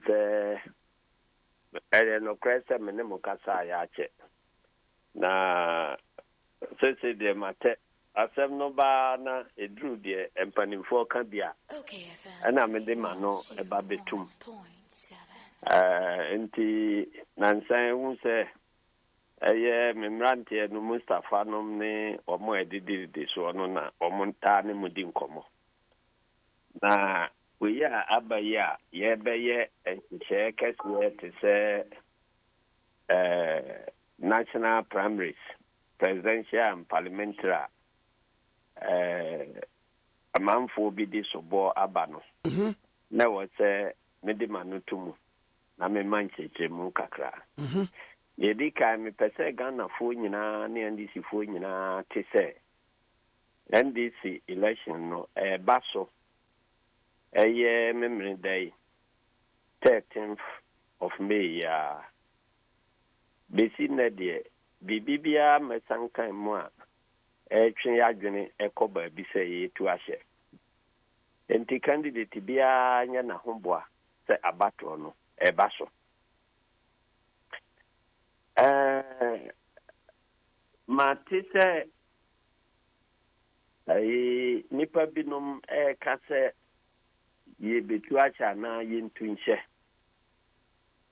pacho mian kasa menim kasa to ma twere ho letter dia ba enya numanim na sematiti semo ka ho ansem wo radio so no ɛne nsɛnsɛm bi a ebinom enyina so a mete no radio so sɛ no na ɛyɛ nyina so nti a yɛntu nhyɛ no ɛno nti na mede ma no ɛto mu no deɛ di kan yɛyɛ bibibiara yɛde nhyehyɛ ɛto ho ɛno nti ɛna woyi yɛn nhyehyɛ no firi hɔ a yɛasan de ato dwa sɛ deɛ yɛanka ho asɛm anhyɛ da mfa nhyehyɛ anto ho no koraa no mmara a ɛwɔ ɔman mu sɛ yɛde to aba no ɛno nso ɛbata ho gye sɛ bi a baabi a specifically yɛn yɛaka sɛ national election wɔn mo yɛ no sei but ndc deɛ sei na yɛn yɛpɛ sɛ yɛyɛ no ɛno na ma ɛhɔ no yɛtumi ka yɛn ho firi national election hyehyɛ ho na kyerɛ sɛ party nhyehyɛ ebi ne national deɛ no bɔ abira nti yɛfa party deɛ no because yɛn yɛ kuo saa na yɛyɛ no ɛno nti so far nhyehyɛ a yɛayɛ ɛwɔ yɛn yɛ regulations no mu ɛne deɛ ɛwɔ national mu no nyinaa ebiara ni hɔ a yɛbu baako koraa so ɛno nti na kyerɛ sɛ yɛbibiara da n'akwan mu sɛ abatoɔ no ɛba so mete sɛ ebi ka sɛ wɔn nsa nka delegate list mepaakyɛw yɛyɛ vet no wie no yɛma obiara delegate list nti obiara kuta delegate list nti obiara bɛka sɛ ne nsa nka delegate list anyɛ nokorɛ na delegate list no deɛ ɛba ne sɛ edin wɔ hɔ nipa no din ɛne wɔn constituencies nyinaa ɛwɔ mu a obiara all the presidential candidates ɛne parliamentary candidates ɛde obiara de ama no sɛ wopɛ sɛ yɛ printi ma wo a ɛyɛ on soft copy wopɛ sɛ yɛ printi ma wo a ɛne yi sɛ wobɛtua ho sika ɛno nso yɛatwerɛ no wɔ yɛ regulations nom sɛ wohia sɛ yɛ printi ma wo a ne yɛaprinti ama wo na watua ho ka sɛ baabi a wopɛ sɛ yɛ printi ma wo biara yɛ ka a ɛsɛ sɛ wotua ɛno nim deɛ a yɛde soft copy no ma wo a na woa wakɔ printi wo deɛ na woyɛ ɛno no yɛ photo nka ho daabi delegate list a yɛ release ma candidate no photo nka ho saa nso na electoral commission so mmarateɛ yɛkɔ abatoɔ na sɛ yɛsi wɔn mma yɛn voters register wɔn de ma political parties no a sɛ wɔn na printi na yɛmfa photo nka ho but sɛ wo request sɛ wohia ɛne ne photos no a wɔn bɛtumi ama wɔatwe afiri wode wo hard disk akɔ na wɔn atwe afiri so na yɛde ato so ama wo ɛno nti sɛ list a wopɛ firi electoral commission hɔ sɛ yɛ it is given to you in the form determined by the commission ɛwɔ yɛ mmara no nti yɛn nso yɛdeɛ no yɛ mention specifically delegate list yɛanka photo album na ɛsiane sɛ yɛde delegate list no yɛ adwuma yɛ eduru sɛ nipa no de ne ho aba sɛ ɔba abɛto aba a yɛkyɛke sɛ ɔno a na ne din wɔ hɔ no anaa nyɛ ɔno a na ne din wɔ hɔ no yɛabatoɔ mu ɛtɔ da bi eduru hɔ a akyinye ba ɛna yɛn kɔ out of our way sɛ saa akyinye no a yɛde identify nipa wɔ polling station no yɛbɛtu anammɔn bi sɛ deɛ ɛbɛyɛ a saa akyinye no koraa yɛbɛyi afiri hɔ because election wɔ state no yɛ high ɛno nti ɛna yɛyɛ sɛ yɛbɛyɛ photo album na yɛgyina so de ato aba no nti photo album no koraa no ɛno ni yɛ regulations yɛ guidelines no mu koraa ɛyɛ additional ɛboa a yɛyɛ na yɛde aboa candidates no na wɔn mo nso a yɛhwɛ abatoɔ no so no akyinyesɛm ne ade no nyinaa mma hɔ ɛno nti yɛni time bi a yɛde ato so sɛ ɛsɛ sɛ wo nsa ka 1 day or 2 days or 5 days before the election. And yet, document here you soon were election day. Near the checking verification of names. But just what in your money and something. Me patcho me tupa. And no. Obin to me freshly.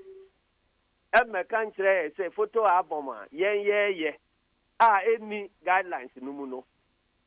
Nentanka ni anti SSA to about to sheda.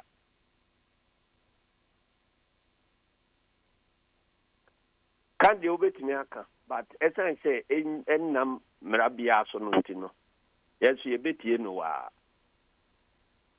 And a photo album non so cry, yeah, no. The almost canon. Bet me a cabambet in wa. And I saw can't say na a minion so be a say bet you know. Photo album no. Okay, Kurano. Ebesi aka 15 constituencies.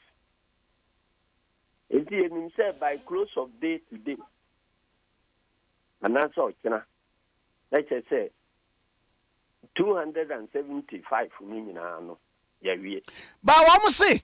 I don't memory that Ukuada or China. You be a major press conference. Near church, near Manu, issues or Obia Peso Rezibiano. Omra maybe San no, I say a fico. But now be sa as them for. What must say? Even 220 constituencies now, more than Abonamo. If you are any voter ID, photo count, age in count, 54%, and it is how. Only the intra. There be. On say Okuchi so better than a here. Nidia Puman. Ebra ye branch elections no. Guidelines ya edi bekono. Enipa binum face ya na omo ye smart. Ombe BT system no. Enu nti bi wo ho a. Ya ye mra no so kiti se. Ukwa kojina branch elections ya. Kojina ba bia woto aba. If we say a baby about the chum,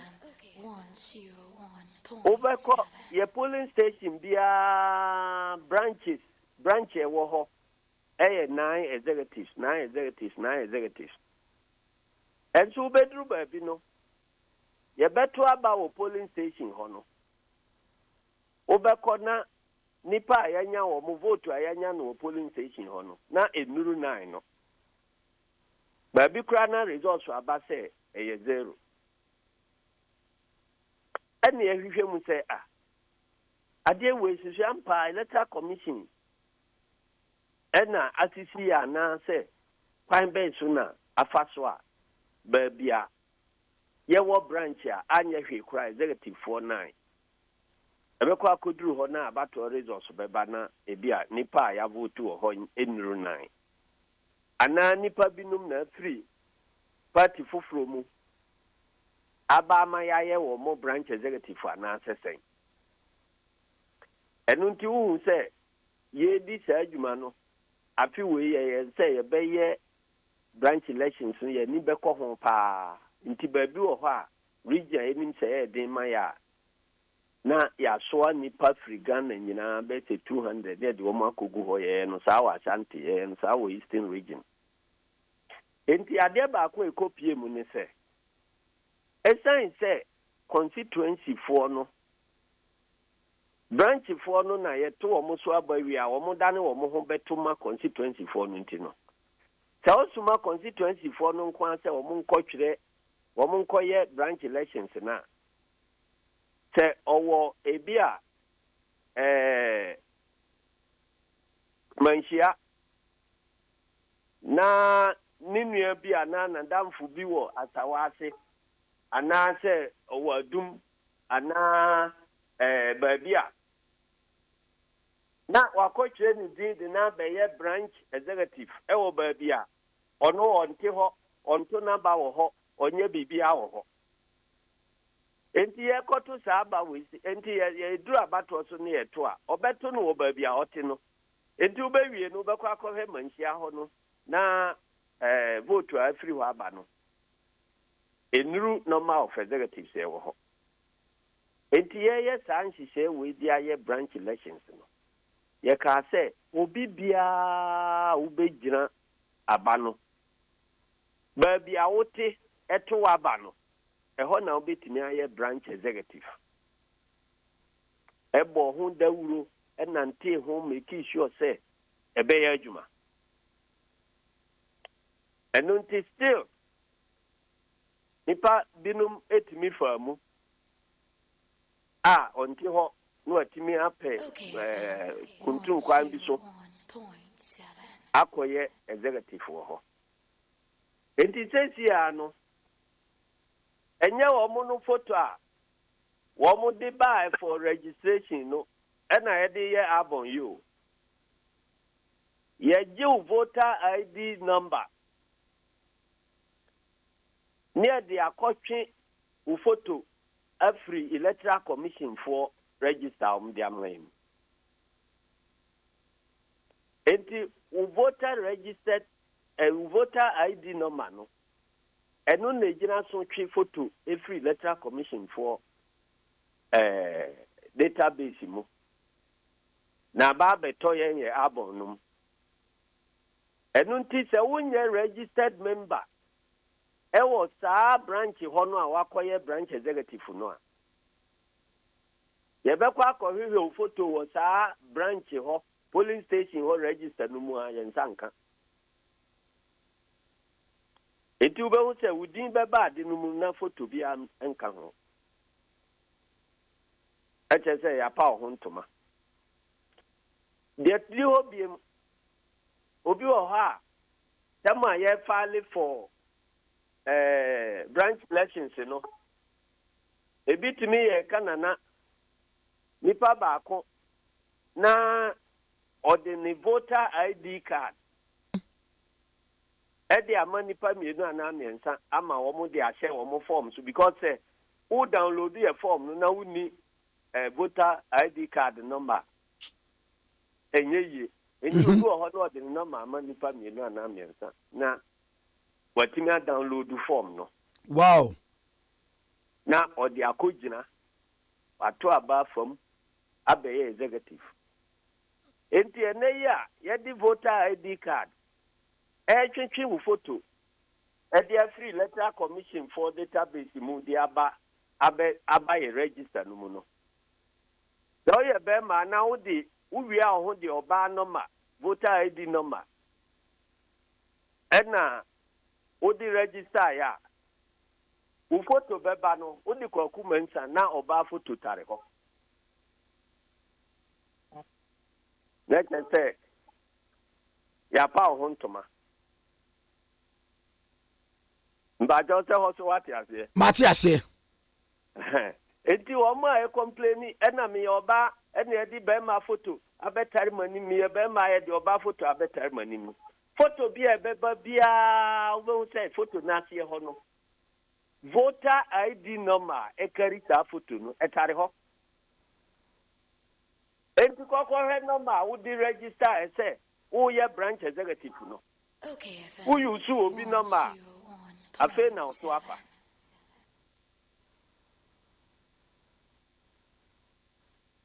enunti mesrese obia o challenge no ese ohunu se nipa no se onto aba wo ne branch ho a na watimi ape kwan bi so afa akoyi form no ebi ameka say oto aba wo edwuso ena wabe fele form say ugina branch wo manhia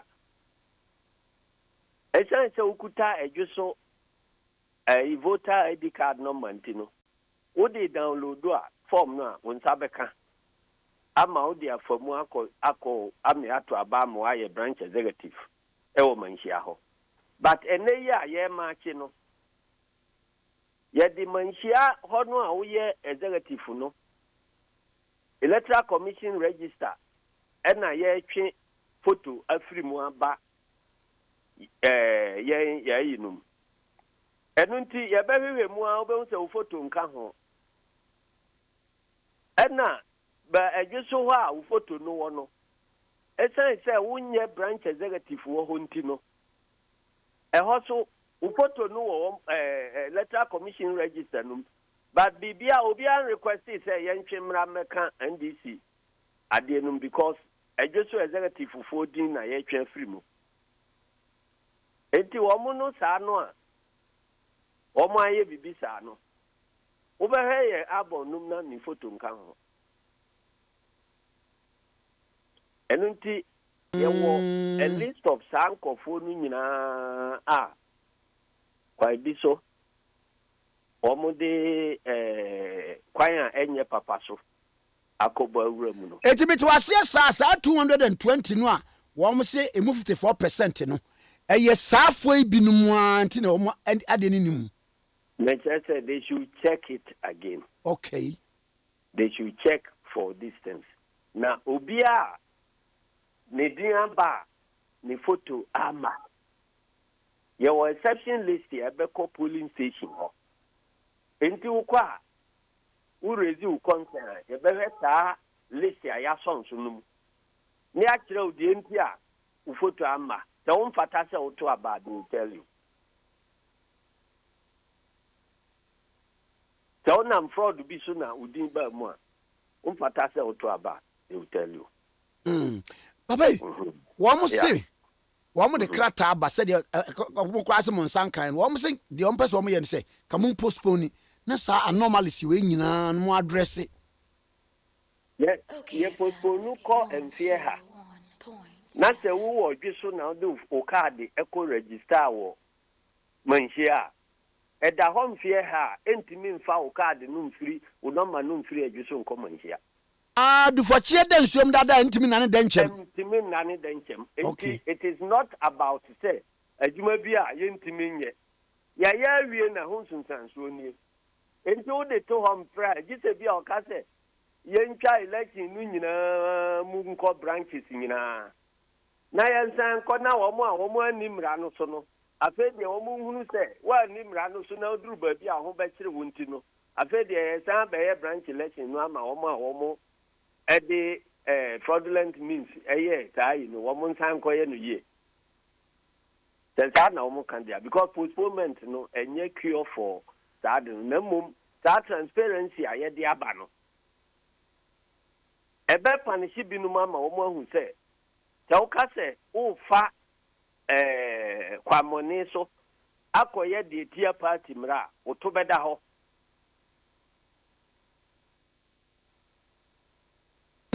ba wo say up to Thursday so wo anya they resort to court of law ana me tell say then na offer say ye ka tell say ochina Wednesday that the press conference. One issues so one wonu nyina. One mra ho merezi.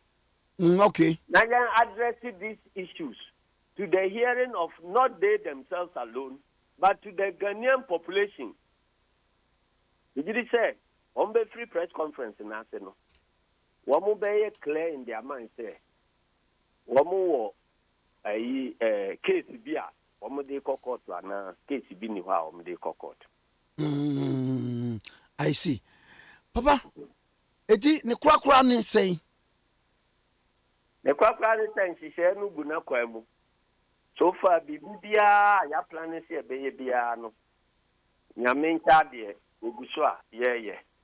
There are so a ene ni kiran ye guso a ye address.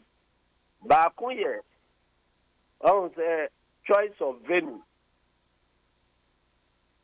On the choice of venue about one bebaso. And one kasa, it me issue.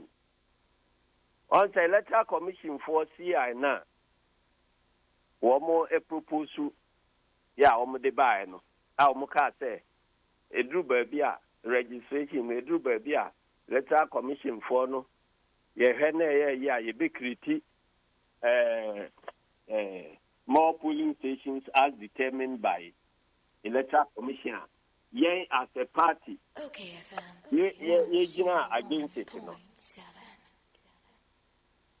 Ne so ne say ye kwotwaba ese so bia ye clear in advance baby abato no bebako no de ye ne nhihye enu nti abato bia ni ho a ese say baby ebeto aba no enye clear for everybody na kwanya obegina so athlete no so no ese say enye capricious ana obia nyusu mfa manipulate bibibia enunti no ye constitution mu say beto aba ewo polling station ana at constituency level ya na the choice of babia ye beto saba no ye de ama constituency chairman based on the advice of the constituency executive committee. And you are not to choose venue. Okay, now sat now no money baby o ma choose venue no na e ho asem e ye boko ba che we nim na baby wo ho a asem aba ho nti na me nya daje acheche mu no oye na we so ye to national elections just presidential no ye national. And you are general secretary na hwe eno no nyina so. Na constituency de no de ya decentralize say constituency chairman for and take his decision no. Enti ye kan bo musa no. Ene aka kire regions no say regional chairman for no enyina mumma general secretary in the choice of venue. Na constituency chairman for so nyina ma constituency no. Na wo mo mienu enye meeting ni enhwe ba bia wo mo be agree say yemfa venue no ento ba bia ebeto aba no wo mo nchusu. Na wo mo chusu a guidelines no ba ko ne say ba bia yeto aba dada wo constituency ho a asembia ma ho in the past no. Wo mo mfa nko ho. De to to be no anye ya constituency capital akinye bia ba constituency capital na yemfasa abato no enko enti historical reasons precedents ewo ho na constituency capital asem so ho na se wo mu use these two na because of some reason e bia wo mo mfa police for so nka ho na ye security consideration say who you sue history anyeye who you sue capital constituency capital anyeye na security advice so ayede aba o check na still and break it time no a monya general secretary owon cry na ono direct he said the constitution no tie no akinye bia aba venue general secretary and obe direct say me meti high at 50 kwete krum ha bai monto no eha park so school park so ana monto no eha ewo this place at this time onya kan wi a final enunti still there were few places here ya nya list no nyina ba there were few places here akinye ketenkete bi wo enti yama omo time says the woman antimi unresolved by Ochina. General Secretary be direct in each of the cases no but be abato no bekoso. Na onya direct nso a na ayemra eho na ese abato no koso. Wa obekwa akogina ba bi se ho na wafre abato bia results bia ba enye valid ewo ye nimu wo ha. Oh okay. Okay. Area ba ko a eya kamu ne sika o de bebre okay FM for ne de ai quality results ni nyina. Leze sika ye de betia delegates no ka sika no. Eno every wɔn filing fees num. Aye. Enti yɛhyɛ nora. Oh wow. Sɛ yɛkyekyɛ akɔ constituencies num. Ɛno nti wo a wo nsa nyanka wo deɛ no. Nkosi nkosi na wieyɛ na mukatka ahete mo bank accounts. Omo a ya omo de ta delay. Omo a oya say bank accounts number I say nti nka mo mfa ma e fiscal na mfa nko no. Eto da bia ho etimi delay. Eno nti obi bia owo ni bank accounts constituency bank accounts there. Efiri nura no a bisi na bia no. Omo ka fiscal no call omo bank accounts no. Na omo nkɔhwɛ na omo mfa han kasia e de omo beba beto aba no. Momo de no de akire ya bedwene ho. Medase na enu aso bi hu story bi. Wan kasa wonua elder for so ampofo. Yes what do call council of elders. Abato a mutu ye twa mu no. Campaign kakaye ye wo ye ni gidigidi dudo. It council of elders no front ka bibi ncho say next time no ye to aba manenya level. Mpacho council of elders in frame infa asembia santo man. Any anu picture say any photo daily guide ed what to. Na say daily guide for the who say omo say ye be bibia. Na omo pe ababi free baby di ababe bom. Nti omo ensem de ya na u sementa o frame omo story kra menta response. Enti mobia anti say council of elders in kan sembia sa nkyere me. Pacho council elders in kan bibia nkyere chairman. David obia frame say obia atwere lete bi etisa e de abreme. Eti Kwame Nkrumah na kyerɛ wo momra press conference na se. Obia contest say per transparency. So on say about try koso a ebi complain say national executive ni we constituency executive regional executive we wakokasa aboa we yakakasa many fifi kwete what yen kan wo. There be.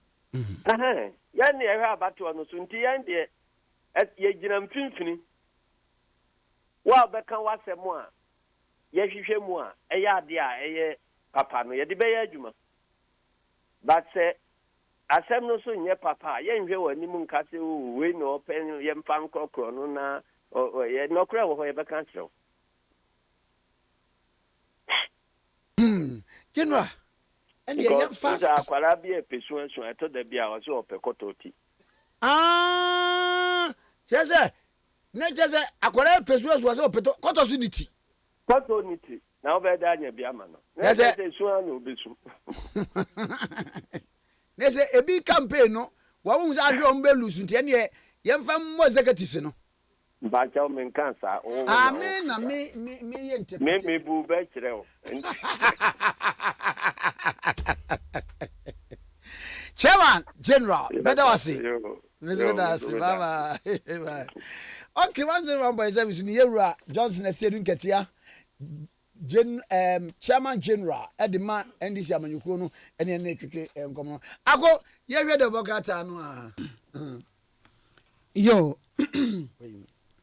Kwame na memfa daily graphic do Democrat no enhyasie na ye hwe asama daily graphic de aba no Kwame galamsefo dwumadie na aba bepiem se enye yensanse ne nko na ebre nsuonsuo na ato apeno na emom no firefighters for kura na galamsefo dwumadie no Kwame ebi aka won mo dumje adwumayefo Kwame sa fire hydrant ensuo no a sa fire hydrant no a Kwame se eja to ba bi a na wo mo otu etu wo mo tu a na ma nsuo na babebre no Kwame ensuo na badadwa ese nsuo na aye motie nsuo ene na mase ho because sauce no baby ebe free aba no Kwame efi ya ye galamse wo atutu amna ama ensuo no Kwame wete nsuo ne bo hwere ma ensuo no ensuo no ye gay bi like uza akọ ya tete no na mobile phone ni ho enti obi kọ ne mpena ho a gay no wofi ni on be say gay no ma mbe hu no no abohwerema ena Kwame na strategy abo agie Wedim de maboy akọ ja odi de eye mi abo agi ena Kwame na phone ni won so na strategy ba ko mu use ye enkwala na omu ofie bra ma bre no bra no ama ne tofe hwe ukono ma me o ha menka ukano udu no papa o ha menka kokagu na sum ka kire ne se akwasi gina gate na no hwehwe no na eti se Kwame obi asending obi afrem zezi ya wase o prestia sabe no o prestia no so o de en de o se me ba begina ma meto bo abontensen so me yensa na je se eye wo na me frɛ wo tare dua no wo twen o Kwame me ankoda na de na me kai pa o pet of bi de hye ana biscuit bi hye akoda ne nsem a wo so wura inside ho a na o ma me te a menka hwe ukọ kohwe so o ma me wo ho a na akora na ba o ma me te akonya no so okay o se twen kohwe se o ma me asori a na akora na ba o ma me asori na unye uhye ma me bi o je se dia no atwa o se nya bibia ya mani biscuit o de be lie enti ma me no sorry ya no aba no abeka ma me na sorry ma me na so bo se boy na fa ho ana akora na ge na fa no dirimika na kwa mo se sumu na ne yeta agina pa wo se sabre na light nhye da ni ekwan mu bebre ntie sumu esumu ye gina wane ya fefe ya no kwa me de mo be ya mfiano ayi me kura de bra bo achi ansa ekofa adoma no na adoma obi o mike no wabie de amabie okay bra bo achi ansa kofa adoma na obi so abegi adoma akwa no otwi trotro wabegi no it was I walk about what chance and me ye shine no pana robem crofrom pana robem and go start do magina obi kwan no etwitwire ne se na ko se mbebo eyi brabo ache amane se makobu no owa ena se medi na chi akodi konkonsa stand bebo me eti me ye du wonam se oni ejina wo sadan obi ejina free ni nsem anti wana Raba chansa bo punu num nesa aduma epie na eyitwa entuma twa ne musi ohun na afi o se akosia abrahuza make o se o aduma mi ni unyai no adwane ye jame ye nisuo be ma esa ne ma me ewu nisuo ta kwa mo odomudu akokane na ma hoden kwa mo odomudu atenka kodi obi ho a watenka betimi edi obi ho na wo da ne ho da ye udidi a wo so ne ho da wo ye bibia esu na bia kwa me nipa no ko ye kohwini o ana wo ye oba anya papa bia o ba tenka no akosua enti na se utietie amachi de nwumu a o se odo enti na mi suin odo enti na mi dia we ade sawa ma meu ade sawa ma meu Kwame na sa tenka no a aya na adwene nka ho no akosi adwene no ne atenka no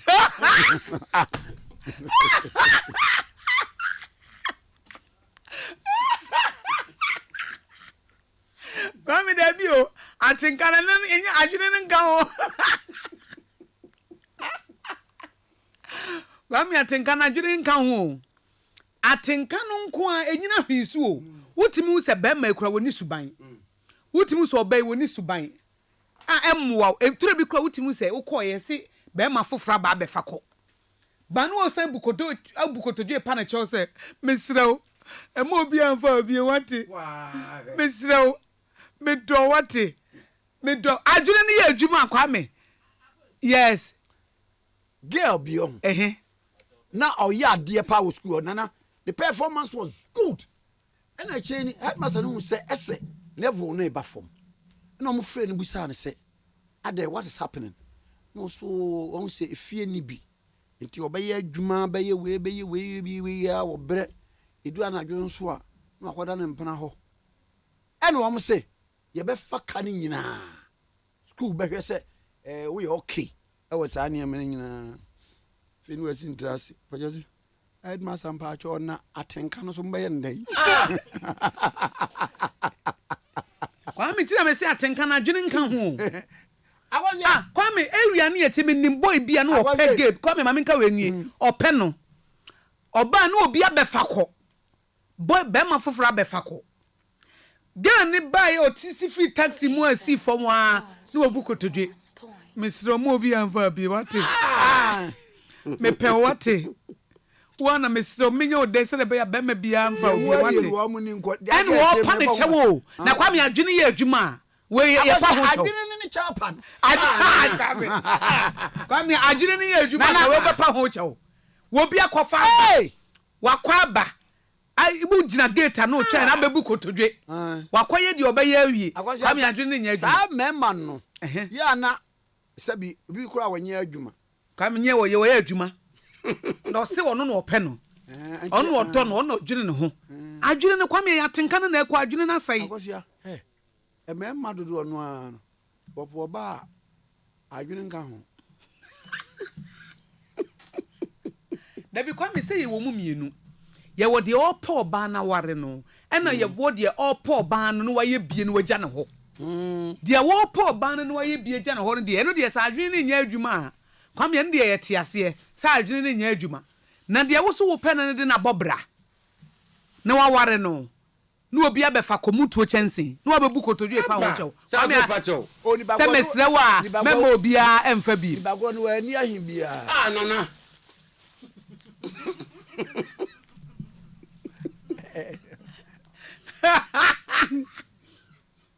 because mo say mema na adwene mienu na wo mutirim mo bo oba ho a bema bi obeba oba ho bi adwene no etu ida say so onware ya opeyere etu obehese ya ba dodo na ba se wo beso ahwese ekwan da ho a enti se kwan da ho de a adwene ne nya adwuma ese eno no ni bene ba akofo ntimi nwia krantie mu a na no be ne kakra sa oye mama ena ye honorable Mrekudi Kabebe Deputy Minister for Lands and Natural Resources ena ye ne birthday nti ya mon frɛ no na mon chia no MP for Takwa Israel ena ye honorable Mrekudi Ka a birthday nti mon frɛ no na mon wish no happy birthday Mr. mon frɛ no na mon wish happy birthday and now person sending council are sending family nu and I was also sending ya or better ni true one yenso and honorable Sunday any new birthday ni ma so you nya daje we are busy wada wo nya daje o tie adwam mesra Kwame obi se na wo kwohwehwe se wo ka se tetena na phone ni ho no ono so kogina window achi I don't say I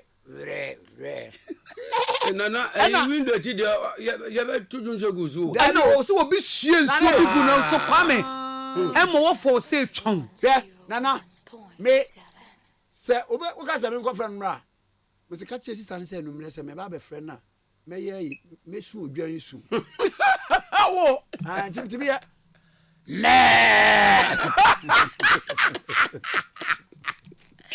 Kwame obi se ana akra gba atu tibi ka se me ya ponche obi so ko hwe ne girlfriend ka se papa ni ho Kwame wo so owura ho papa nanim ni wo sei wo ye wo se be beto dokoro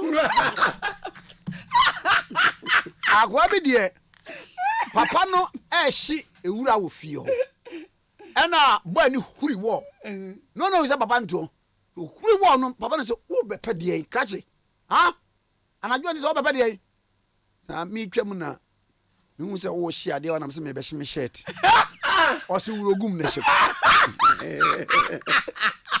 ma me first na phone ni ho ne de na odo won asem asiri o enkora na na boa me kan sem bi nkyiro miti o kane no oba wa ade na meme suo wakoso oba pe no so mempew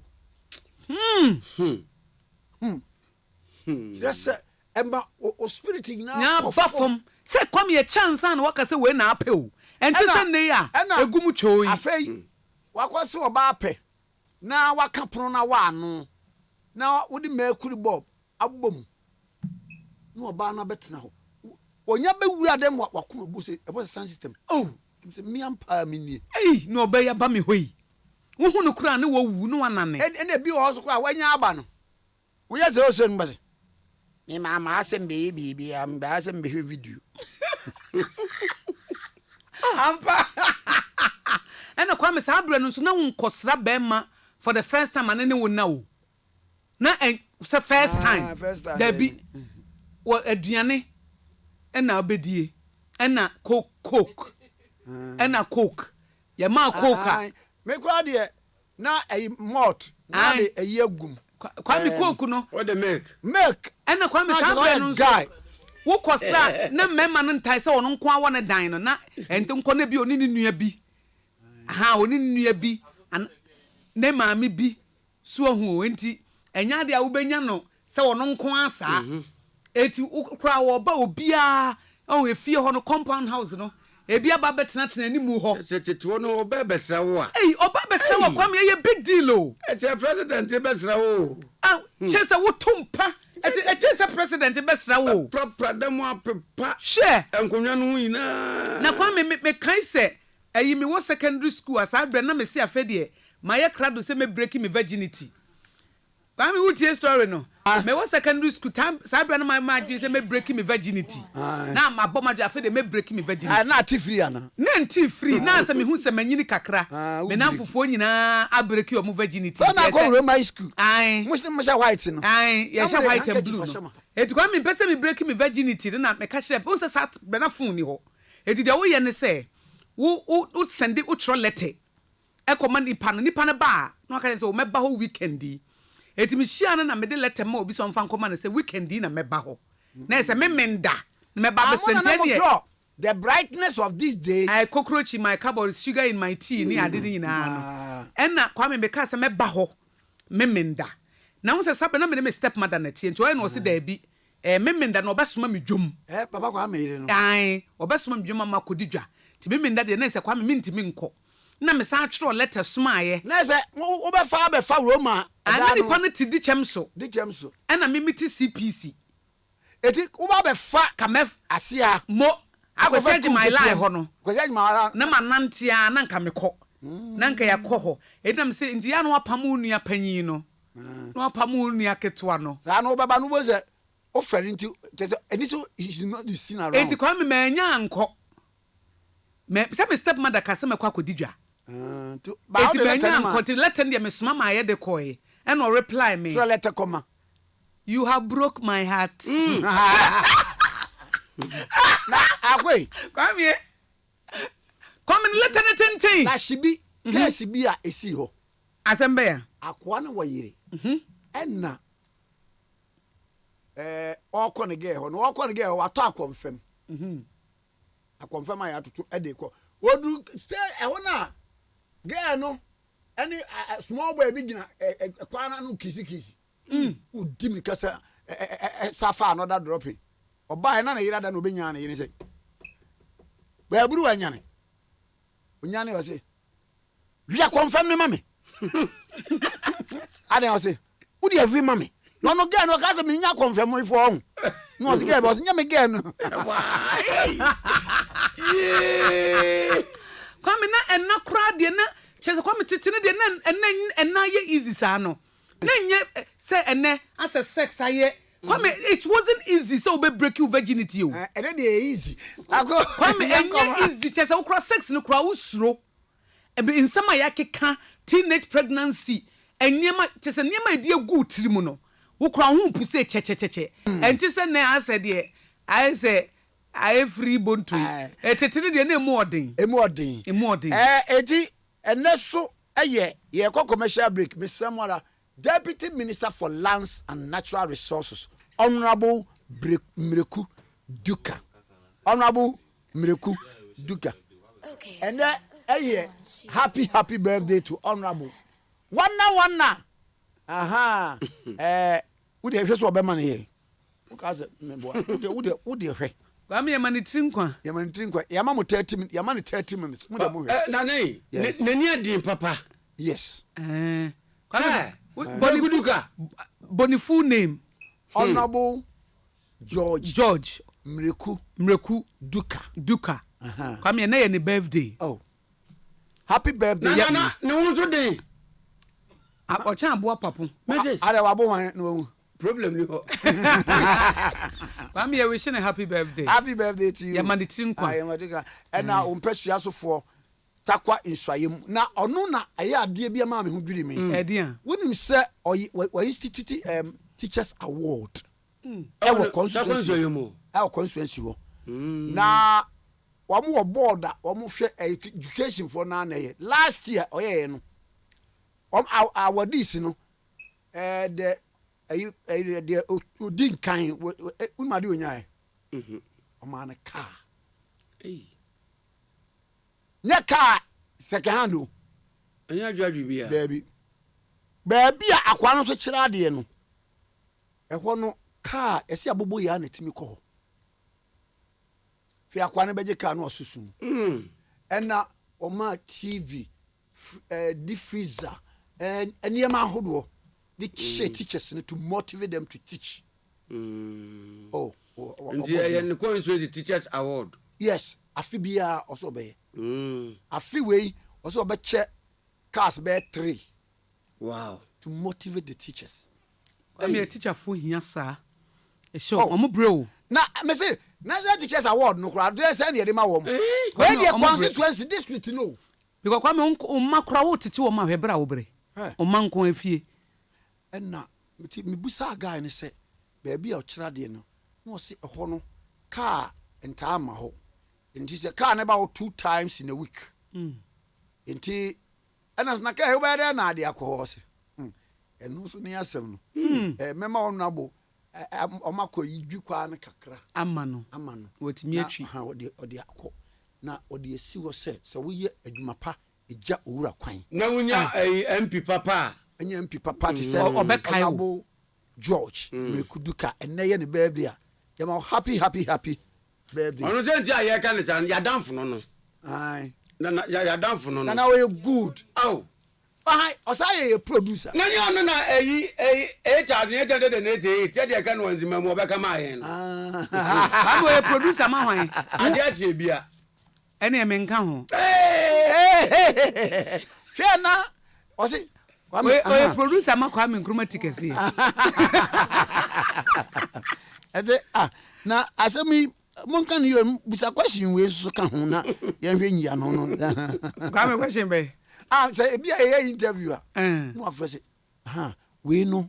Say ese mu ana o papa nti. Busa we ka ho. Busa we ka. Kwame wo se nkrofo tie wo. Etu se nkrofo frefre de wo questions ba. E na akoso ahobrase no. E ka ho. Nipa wonim na. Obi nimbise. So ma ho kwan se obetie. Yes. Eno so ye. Ena ma wo show ni ye den. Ai. Nti all incorporated. All incorporated. Ena mososo. The way I'm here, I'm penning for no more. There be a nana. There be nana dear. There were we away. I didn't mean you. Ever he. Udi he way. Yeah, I am. You trust. Okay, FM 101.7. If you're right, me watch you, if you're right. Yes, song. Machi, if you're right. If you're a make sure you so. Hey, Evra, and first I'm so. What? I buy first such yammy. No. What's what prepare? Hey, oh, what fee? With dear men person if you're a becon. If you're right, what do you cross the bow? Everybody. Mama, quite sorry. Yeah, everybody can so what? It was a so bad shower crab. I compo. Winya. Onipa da saniti mi koto this way chocolate drink. No na yire ne ma edi so ehia twabianom anopa. No wi a wasade bia hye fridge mu. Wo mako school pon a wasan ba be yianom. Enu mpore se ne nka ne twaso mu pa ende ye rekore. Na fie wura beti ha. Anopa dio, awia dio, enumre dia mo no makodew. Mo mame. Na mu wi a ma soro akotra so ndem se ye kosom ya. Me say na dia ya late nso me yanki kabinje fiera ya wi aya kwasere body pate ke fiera wuti fia say light bi no water bi ba wuntua bi wo bo say sika na fa koto this way chocolate drink na ba nom hwe me catch you pray nya pray fa Say this chocolate drink no. Metumi to be pa na so na me de so mo ahwe what. E de me hia ni nsuohie. Na nsuohie so me ntoi. Say me bufu a metumi to bag mu a what? Yeah, Fiora, when kwade ma abunfu. Fiora fi de ya bra ma abunfu bi. Munyam sumponie. Munyam sumponie. Na mo ba ya trimodefo. FGA agi ejwedie nkratoi atom. Wahese wako shop akodi dwa ahodo basket ma emu provisions ene nyoma ahodo ehia opa we delay musa edru so na ukotua nso a yaka kire wo se untimi nchante e me chance number na so ya keke na mom o de Vodafone cash dia uni how cry yaka ko be bia say dia untimi de Vodafone cash etua merchant bia or what network bia so straight direct sharp enti say water provisions fuel inro iniane me kire say bia o pese wo ye bia no Vodafone cash amana ye mremremra ma o ye hia o be ya de say o be dial *110# netua ka ko merchant bia ho e wo network bia so enia Vodafone. Yamenu ejaba boni di adwo ama wubi eti yamenu afahin na mahwie fufuo ti ase dada minya wofo yi papa so ba fie ni anwie fufuo ya asam aba na so oben wadi fufuo edi mpreni ne mpresa da kro ba ye di ni ahwie fufuo a akode wo nwane adwo mo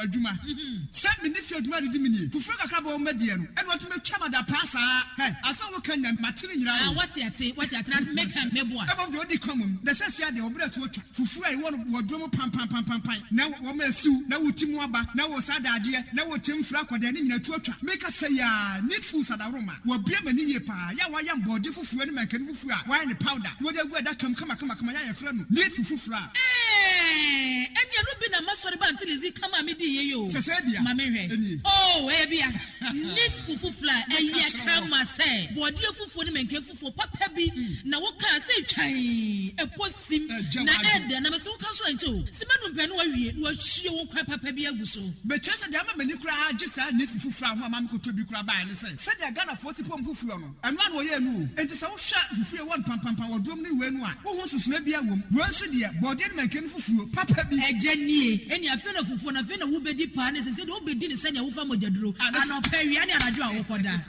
need fufuo e wo fi a eni gye nko a FGA agi ejwedie nkratoi atom. Okay, FM 101.7.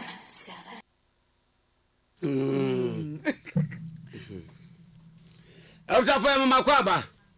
Ade Akye Abia dwumedie live e wo okay FM sini. Na de bonka tanu e ba na no pei ensem e de ba ye no. Ba kuniye se ma penina na do dan kwakufu ado.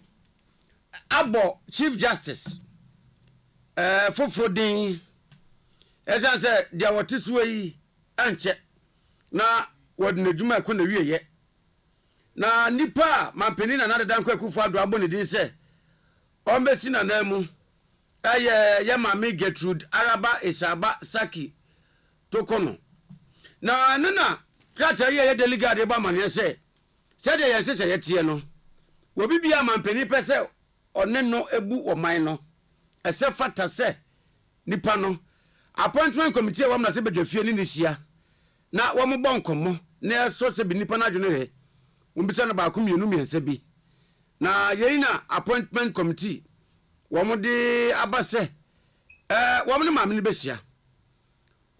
besia na nyame ya adomu a wo mo ne na aja ano baba ye ne kama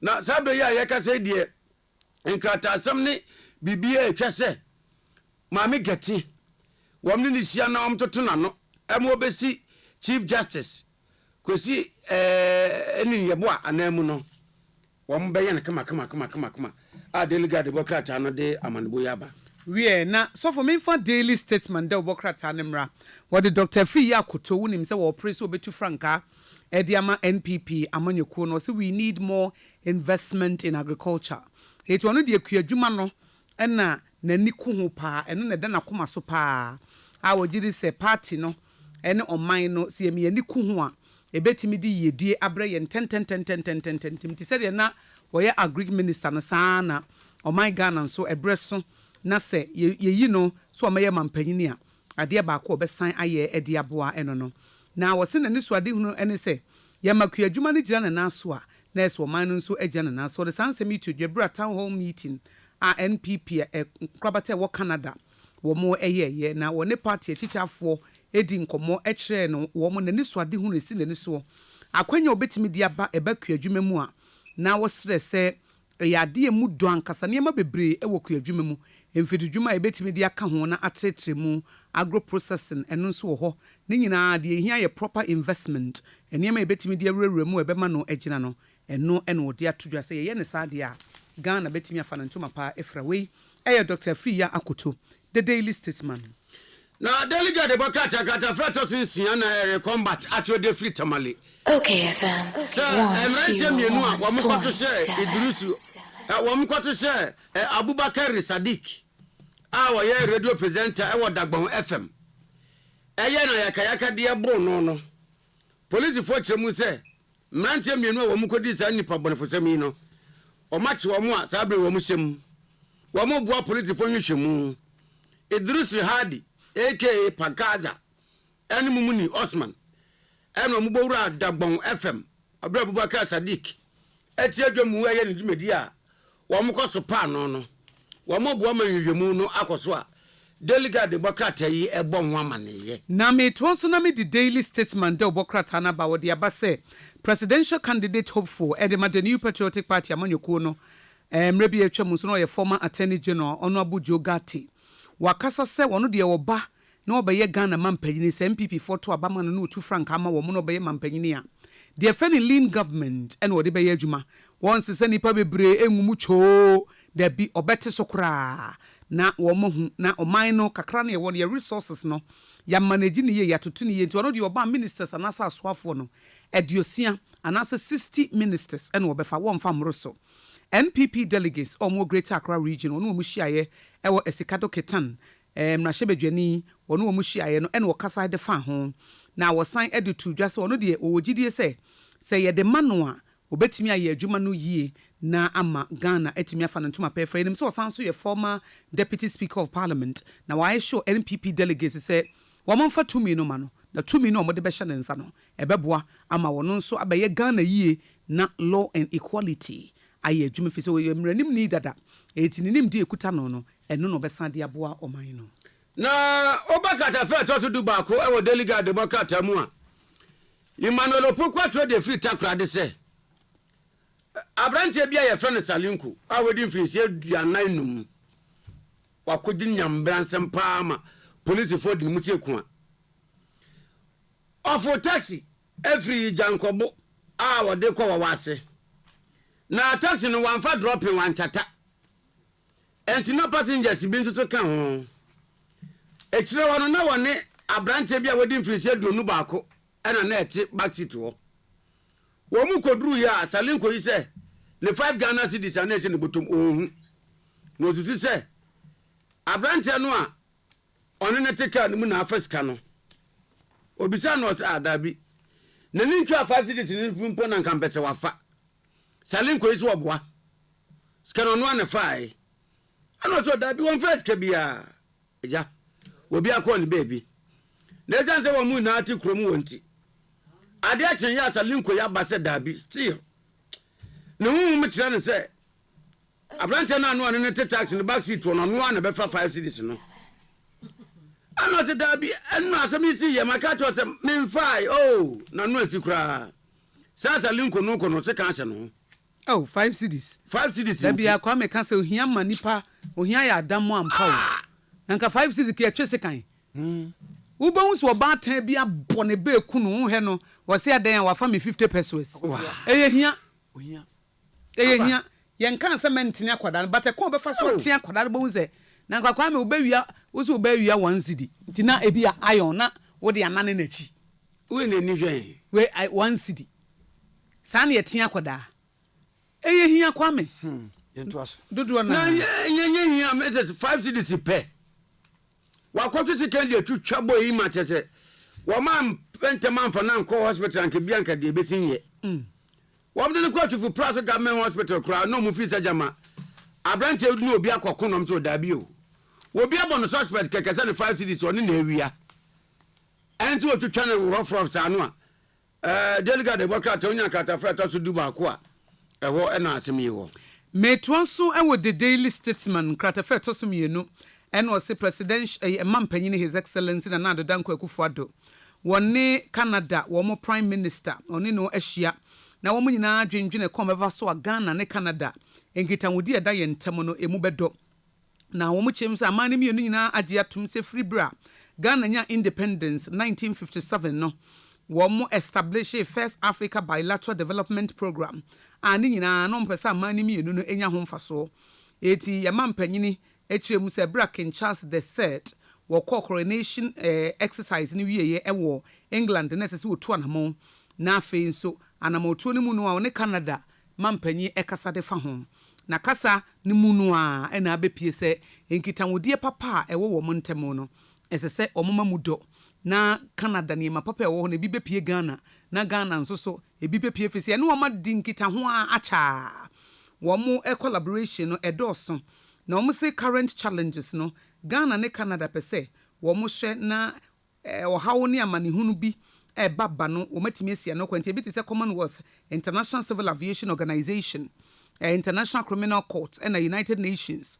sa aman no nkitanwodie ne hyehyɛ ahodo a edantemo no so mo nyina de wo ho jim na wo mo so adwene fa ho na ewiase amanehunu ne wiase ahwe ase tore bi de wo hawo ne abenedie ba no obi a ye na fam de de aboa na wo ba katafa to so dum yensa ewo Delegate Democrat anu mu a Erigba wa na de free wenchi wotima de sia wo mo ewo wenchi wo medi afibia afase a wo mu de ye kurubi afase no na afase na se na bupewura Abdullahi Jina Paul to so mienu wo de futu e ma wenchi banda de hyese ne awotete ne nye ho na ne yes sir bupewura Abdullahi Jina Paul Minister for Lands and Natural Resources Honorable Abu Jina Paul papa no.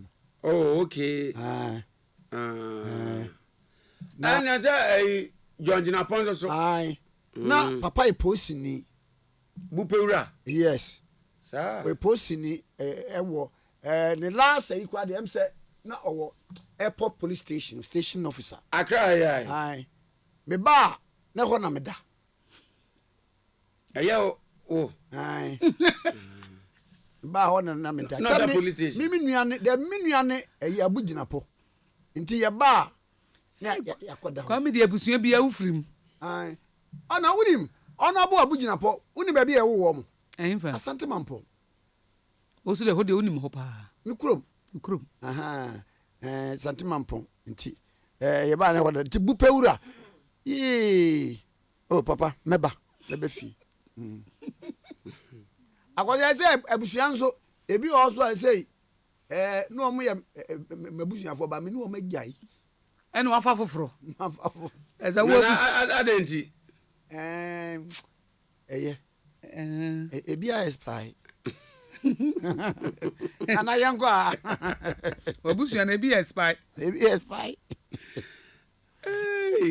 data baby jeni entinolei eno de futu ema wechi banda de hyese wedu osre pa dia watete ne ninye wonu sesa wo moti ado awoma so wo ma se to Nigeria we mpene nyonko ni mu awe eno se dabi won pese obeti sa asem ne biom dia akofa sa wantwi ne ntawante wa bani na no wo mo ye no mo nsovo wo pese mo no masondua buom no mo tena sonduam no mo ye baako eno na wo pe Delegate Democrat anu Kwame na me tonso na me de finder eba National Petroleum Authority NPA for asre motorist aye nyina ye tuka ye kobase sansem we wo maka so still na unapproved retail outlet bi ti say tabletops no hwe na nkrofo anto ayi diesel anase petrol mfiri wo mo nche na so Kwame ukọ nkrase no na kuta wo mo gawo na kuta wo mo gawo fo no na Kwame em say nye nkrase em say akra hakra wutimi huhu bi bebe ene sa de a mumye ne bebere ene ana gawo fo so de ne ana wo fom ene Kwame tore bi nso ya na ayi filling station na ye crowded wo area baako wo be filling station be 10 na wo be ko another area wo pe baako kura wonya obi e pe be bra wo be bre na because e ho no mu gidi se ho ni mie eti obi apɛ baabi ɛhɔ abie enti wobɛhu me sɛ area bi wa woduru a sɔfo wobɛhu filling station bɛyɛ 10 unkɔ w'anim kakra no wahu baako ukɔ w'anim kakra no wahu baako ukɔ ɛso baabi wa wobɛtwa kwan saa wopɛ bia wonya enti no nso so deɛ na NPA for wo mo yɛ de afa ho sɛ so mo nya approved outlet no a enkasa problem wo nkɛ bɛ solve sɛ me topetrol ana no gise me nantea twa kwan a ansa na menya bia sɛ wo bi pɛ baabi sika wo so mo tutu ba I say the kwan wutimi hu a goal wa ha no hu goal wa no hu shell wa ha no hu total wa ha no hu bed 10 area baako utu 9 baako baabi a ɛhɔ no bɛwe na cars fa hɔ pa but omo maka de omo nkam na ne sɛ hɔ na gawo fo nso bedidi sɛ mo mpɛ hɔ because hɔ no nipa ni hɔ cars ntwam enti ɛhɔ nso na gawo fo nso de bɛfa enti omo hu kwan bɛfa so a wɔn bɛ solve saa problem na wɔn mu dwumadie no ɛbɛkɔ fam na etimi aboa eti wɔn foto wɔn de ama no sɛ wɔn bɛsrɛ sɛ wɔn a product nkrofo fele gallons ahodoɔ nkrofo de gyegyina kwan ho table top ɛne ade no wɔn nyai na wɔn ntom free approved route na mmoa na wɔn pɛ ne saa nso deɛ na wɔn ma approved route no ɛnyɛ available wɔ baabi a na nsom ɔmanfoɔ sɔfo na deɛ mede sɛ delegate de bɔkrataa mu no ɛwɔ ne kratafa ɛtɔ so nsia wɔmakye no na sɛntia policefoɔ kyere no no sɛ wɔdi ewu nipa meke na sɛm yi ɛyɛ aberanteɛ bi a wɔde ato no nso sɛ wɔyɛ sɔfo na policefoɔ kyerɛ mu sɛ adeɛ a wakɔ akɔyɛ no wɔn mu nim sɛ wɔn mu ntorɔ sɛ ampa wɔyɛ sɔfo sɛ nso so sɛsɛn yi o sɛ wɔbi aba sɛ bibi nti bɔmpae ma no deliverance kɛkɛ wo yɛ nipa no ɛno nso oil a wode yɛ nipa no deliverance wodi agya fire aka ho mekɔ wi ase nipa na hye wu nipa na hye wu ana police for say na ti ana so for wɔn hyɛ ase wɔn bɔ deliverance ɛna sɛ nke kristofo nyinaa enkomo wura firi ase make say pastor wusu police for ache no a wɔn kye no no bɔɔl kɔ adu sɛ ewura bi aba no ho ama ewura no wɔde oil ni gya abɔ no deliverance ama ewura no wu no wɔse ngya no korɛ police for say ama kansa apia wɔma wo nkyɛn wɔse daabi obi ama ɛfɛ no ama kansa apia so wɔn sɛ daabi wɔn so wɔbɔ no deliverance a wɔde oil ani egya bɔ no deliverance no a wɔn ani hu yɛ no wɔn so ɔba hɔ wɔn bɛka bia pastor wuzi sɛ daabi police fo nkɔyɛ ne nsa ho ne nan ho a sɛ oil ni gya no a wɔde bɔ ewura no deliverance no wɔn kora ebi hyehyɛ ne nsa ho ne nan ho a ɛno ne evidence a wɔn nya ya wɔn de gyina so a wɔn akye no ɛwɔ akyem da so for mami for football kakra mra na owura Herbert Mensah yɛnim sɛ ye kotoko wow hukuma pem beba former Asante Kotoko chairman Herbert Mensah wɔde afutu ama club ne sɛ ɛyɛ kotoko club kotoko no ɔmo club no sɛ board chairman ni chief executive officer so ɔma anya one pa kotoko team no yɛhu so ɔsɛ sɛ board chairman na wate sɛ fans ni bi keka sɛ the entire premiership no kotoko enko yie ne sɛ board chairman no ne chief executive officer na ti ado anwoma so wɔn mu mienu ti ado anwoma so nti na ama kotoko hukuma pem bɛma sɛ yɛhu so hukuma pem ma sɛ hukuma pem no a na edu ɛna aba no wɔn bɛba mpo adia hukuma pem bɛba kwa me sɛ hukuma pem a na mienu bi fry kyerɛ hɔ ba na obi adwen no na Herbert Mensah say former chairman Emma Kotoko say what say board no any chief executive officer na ti ado anwoma so na kwa me say de ya na efiri he tere bia na board any CEO no wo ntem nye mo so na mo ye adwuma ba but obi interest nko so for what you say senka interest ni ye one if say a team ni ye die ntia eti owura Herbert Mensah say opani na ya wamponsa ne Dr. Kwame Chei no So a man can't momu dia any day should forget it. Forget it. Say the man baby akotoko nam ne de. Enye kotoko bobo okra anya akono so obehempo. Aba. Any omuntie he better futuru. Na ye de enko a. O se the fans ne kan say the ntia kotoko ntimi perform ne say. E CEO no any board chairman no te ado anwoma so. Omo nka. Kwame yi.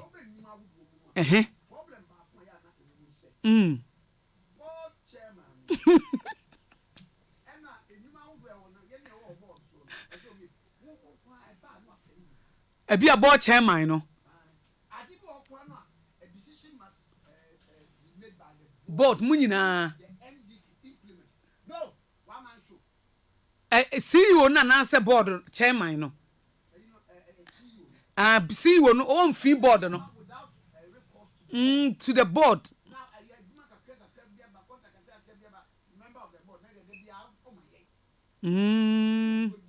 Kwame na CEO ya no musaka members of the board no ho. Si omutaka ho.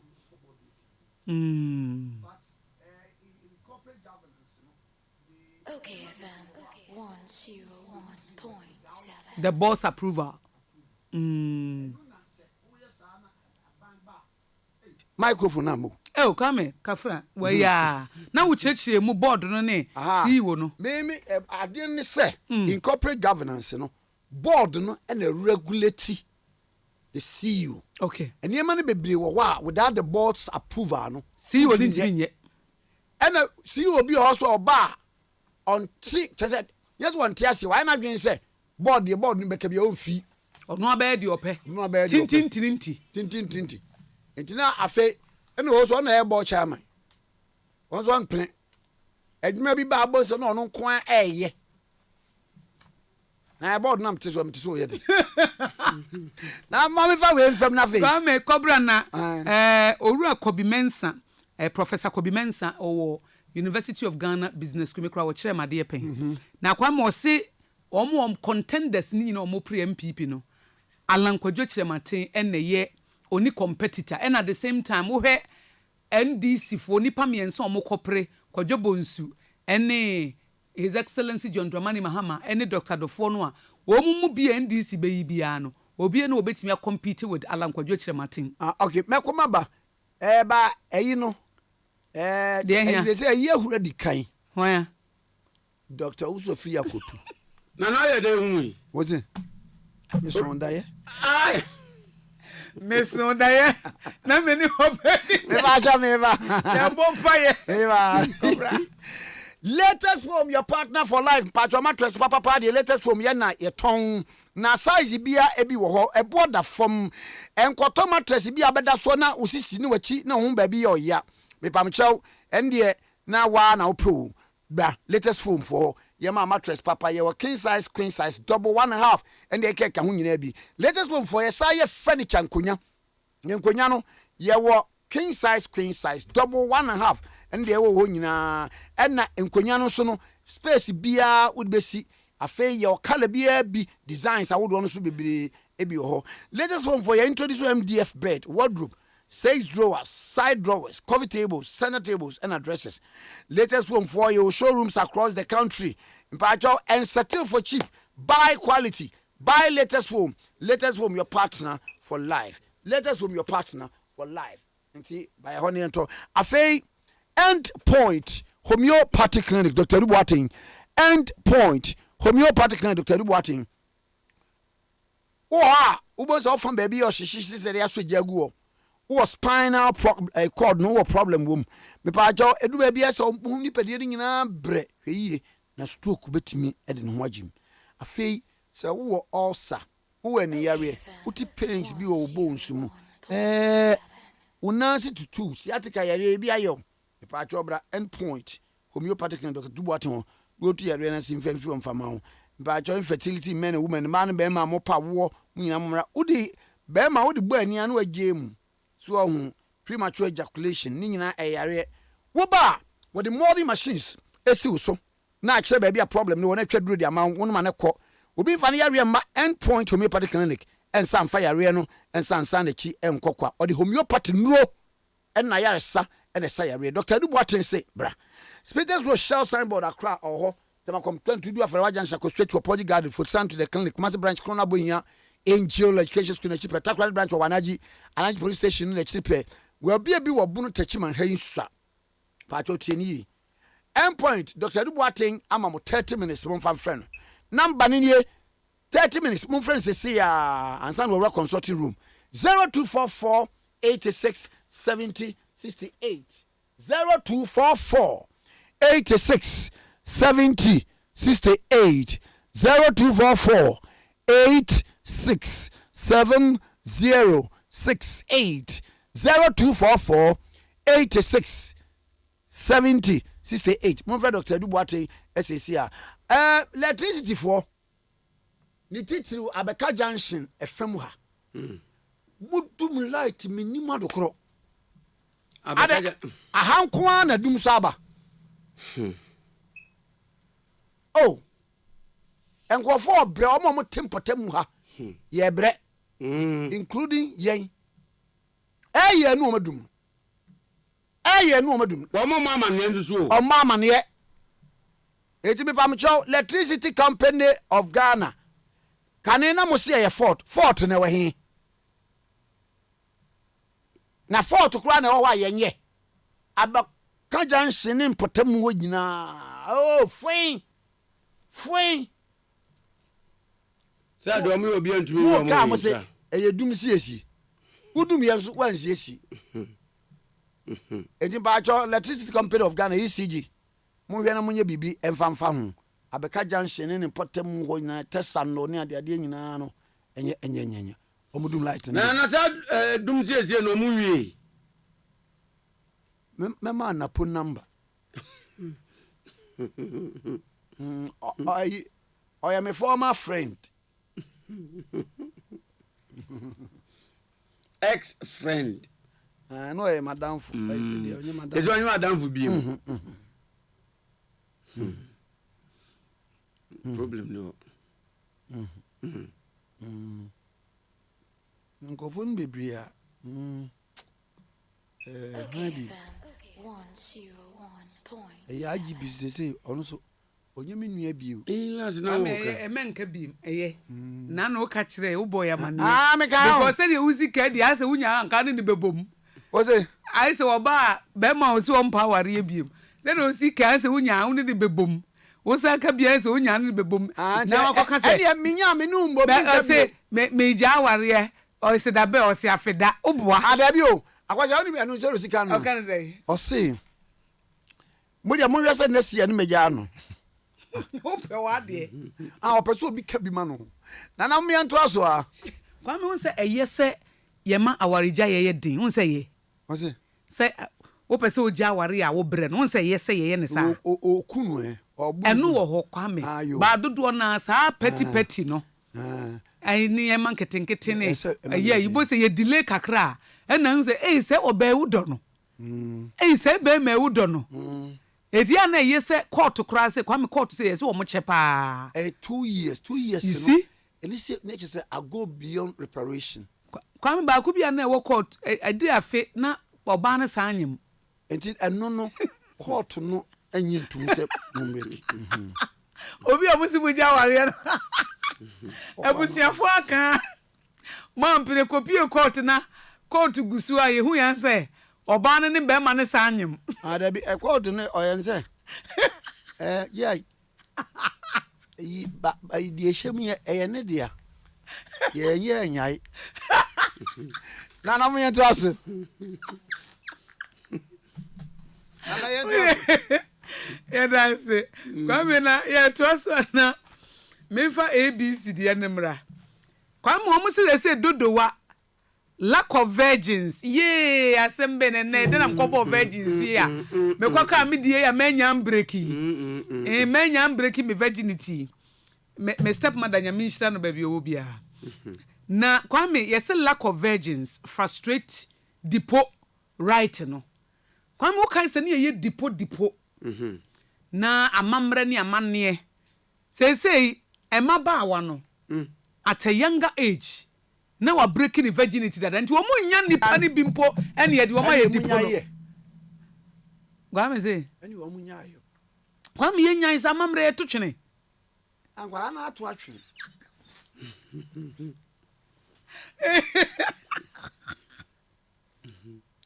Na mothers are omuye in charge of depot.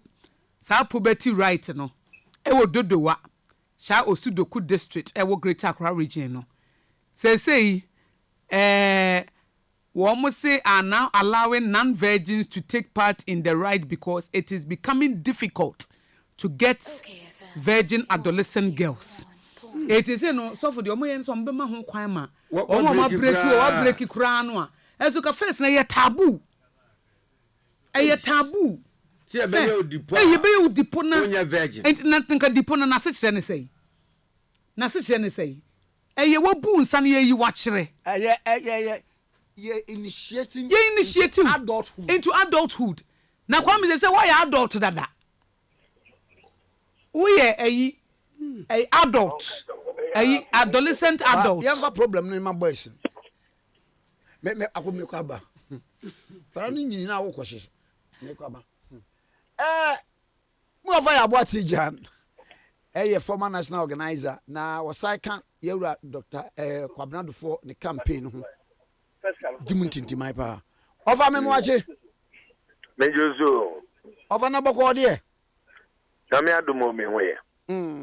Ayi wofana ayi no anamo bosu getire. Se abon. Abonsa ye de mamo no. Emu be 54% kra ye ne kukubo. Edi nkomo. Na wasi mu be 54. O kambrofo na o gantwi. Wo kambrofo? Ago azaza eja here to know. Eja 54%. Yeah 220 constituencies abon on the ma no. Was it photo ID nim age nim any de ka ho bebiri na kese muntimi identify nipa no. Ba ye ne ayi wo fa kwadwa siedu zo atwe nkomo chairman. Wa unu asiedu nketia. Wo se asem no amoye no.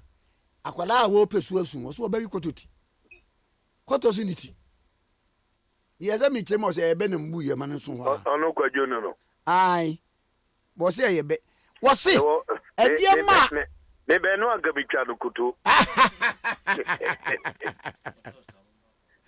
china so kwa no wo se momra party office won be press conference a chechirim wa chechirim so wo ha wo se bibie ni wa atochim e wo ho na obi wo wa na Sabre na ye build album no what the one picture ama endorse nipa be de oho it say nipa no bon say afa ni picture no ema we ma nti say kire no won be cheche mu fikofiko ene wa cheche mu paasi ene was krata bia nso meto na nim say bia mu appeal to the executive say ka won postpone ade no bibia ni wa ekwache o say it will go on as planned Saturday no ade no ebeba so. Okay. Ayampia and ye wallow wala. What you come here to say? You Kwame Medasi Bebre. So no ye national chairman or ye leader of the party. And I was German or watch it. And the general secretary so that say could you not change more? That is any pana here Jumanona or more. I church and in the man and so now also or the tutor. On one Casan in the face, there were 275 constituencies. Yes, I go beside and say, yes, I can. Constituencies in Yelana. See, Arbon at that movie, you know, that movie vetting, 5th of May, and one of the delegates list. At the mamu na sa photo abon no kra de money ma o se ho na de mai o se de mamu oh ni ti na ya meka o no kwadwo na nkasa wa wi kramanja o no won te fa die du ba bi ne ye ka se no che no e so bo mo ya no bi sabu ani kwa Mustafa Gbandi kra so ebe fo aso Mustafa Gbandi wo fa se deputy general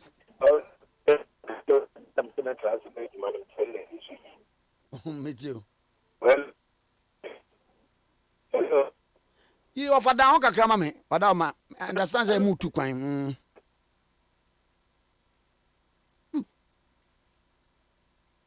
Rodu check ma me. Na say you timi nkenka message no eyi network no oba form ana I hear something which is there. Shema me na ye pese try and view. Me ba ho sisi a menya bi because no mo wa ma omani age antina dodo na esresre. Menya bi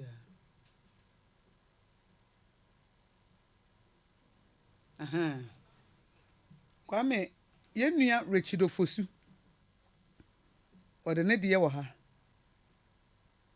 enna Kwabena Gentle say Kwame, if your dreams really work, please dream of 3 sure bankers and give them on air to your listeners.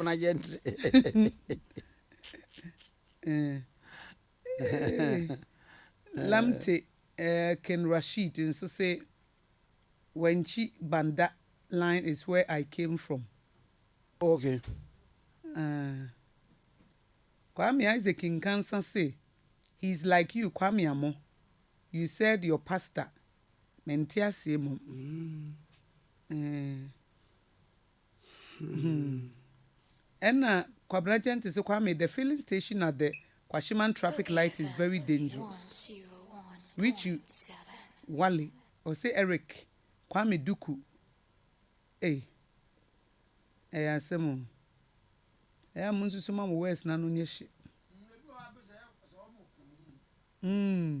Daniel your boy sister Kusia, in fact, say we dibra Kwame echi a. Wo besre adwunso agu ho. Esro hwe no anwunso agu ho wo bedwum. Ena Rechido Fosu say esuo kwa wunti so ochia Mercy Akwa. Emmanuel Akwa, omunyina wo Connecticut, US of A. We esuo kwa wunti so. Ena wo den chiri. Akwa wasaba na misa nkofa na misa esaba. Yo wo fa misa mu akwa aba. Yo Kwame me Josu. Baby ene nam no. Yeah. Chama se du ketie kasa no o se mo wo delegates list. Na no eni photo ni bibia awo so. Na mom anya abo na abo no de ebe piso keke. Senya o kana metiasi ye se delegate list no mo dia man da. Na abo mo die ye supplementary ya da mo dia ba BPS. So nyesa. Eno na be mi ehun se we we. And I'm maybe a delegate list, you know, or see the Ben of the man or cafe. Omo de mine 6 8. Omo me yeah. Pen drive or say on battery at the media. Only office was say that office was that Ben in the back. And I'm doing Sankai and Omo de mine. Didn't do baby make us on one organization or a chairman. Chairman with the rules, and no general secretary. And can we get me blame but when you mean blame because chairman there on only be brief on about big job on Tia Becca.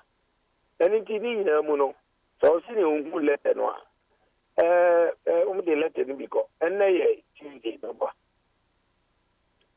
Tuesday was it there remaining ones or second 15 constituencies. Aka 15. Aye. And no name. They didn't go mobile names aka 47. My aka 50. Na 15 no come aka 15 na no worry. There be. And 15 no yan trouble. 15 was in there, ebeba. Said that one be say aba ye to no memenda. That's aka 15 na it electoral commission. Ni to general election. And now mo say ya mamu ni na aka 15 na no ko yo obere. Ayi kwa be. Sani na no PCTA. Nga beti ba obebu. Beti ba obebu. Enti kodoma ni eye bia no because esi ya ono na di party nani. Ni beti ma bia no. Ami ya na di ehun kare be che no.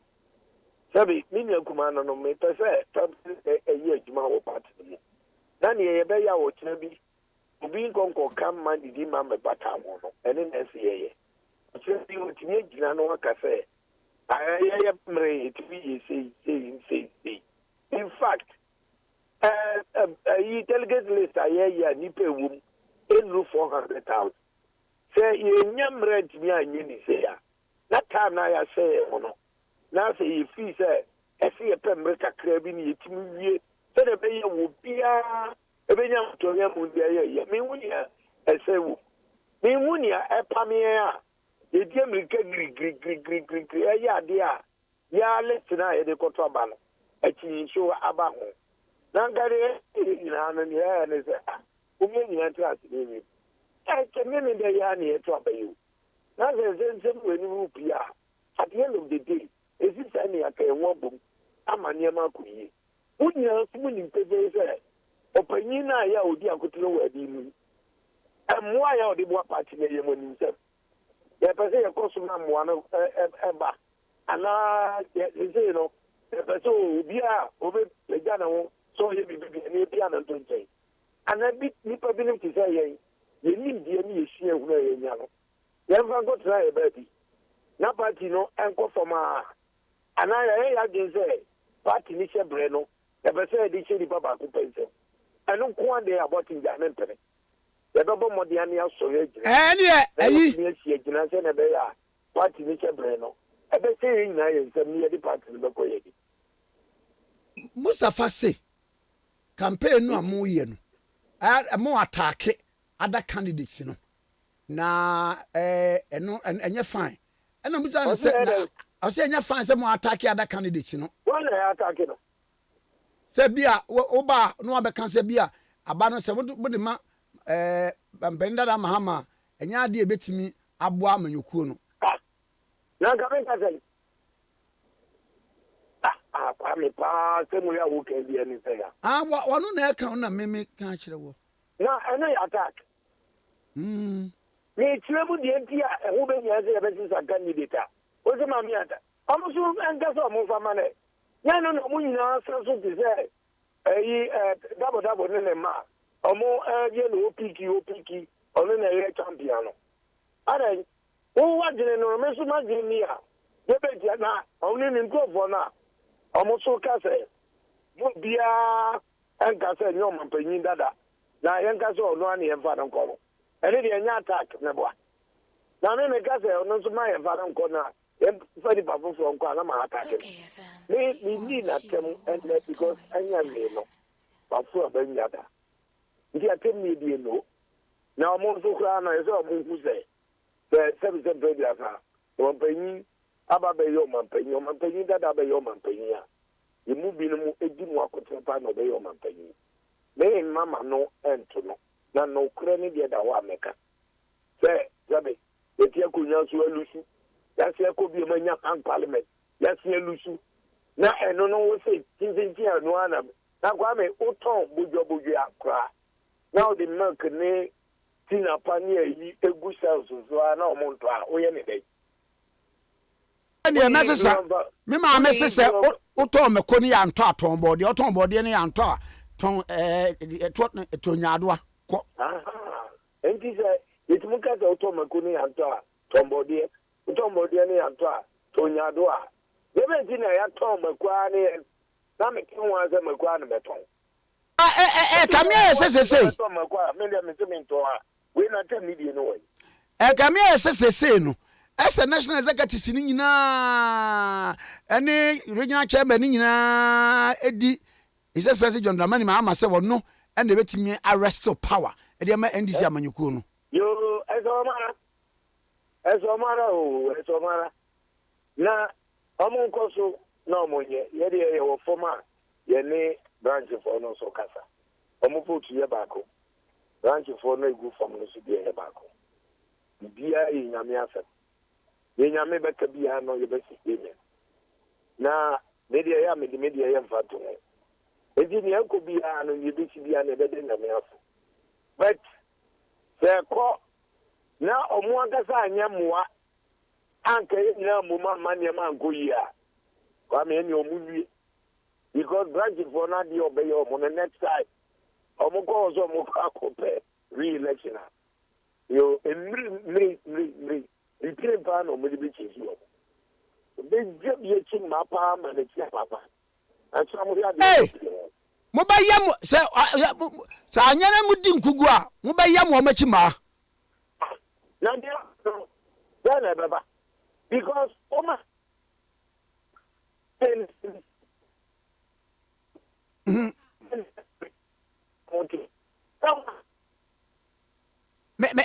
Hello. Yes. You offer down, Kakramami. Who know what?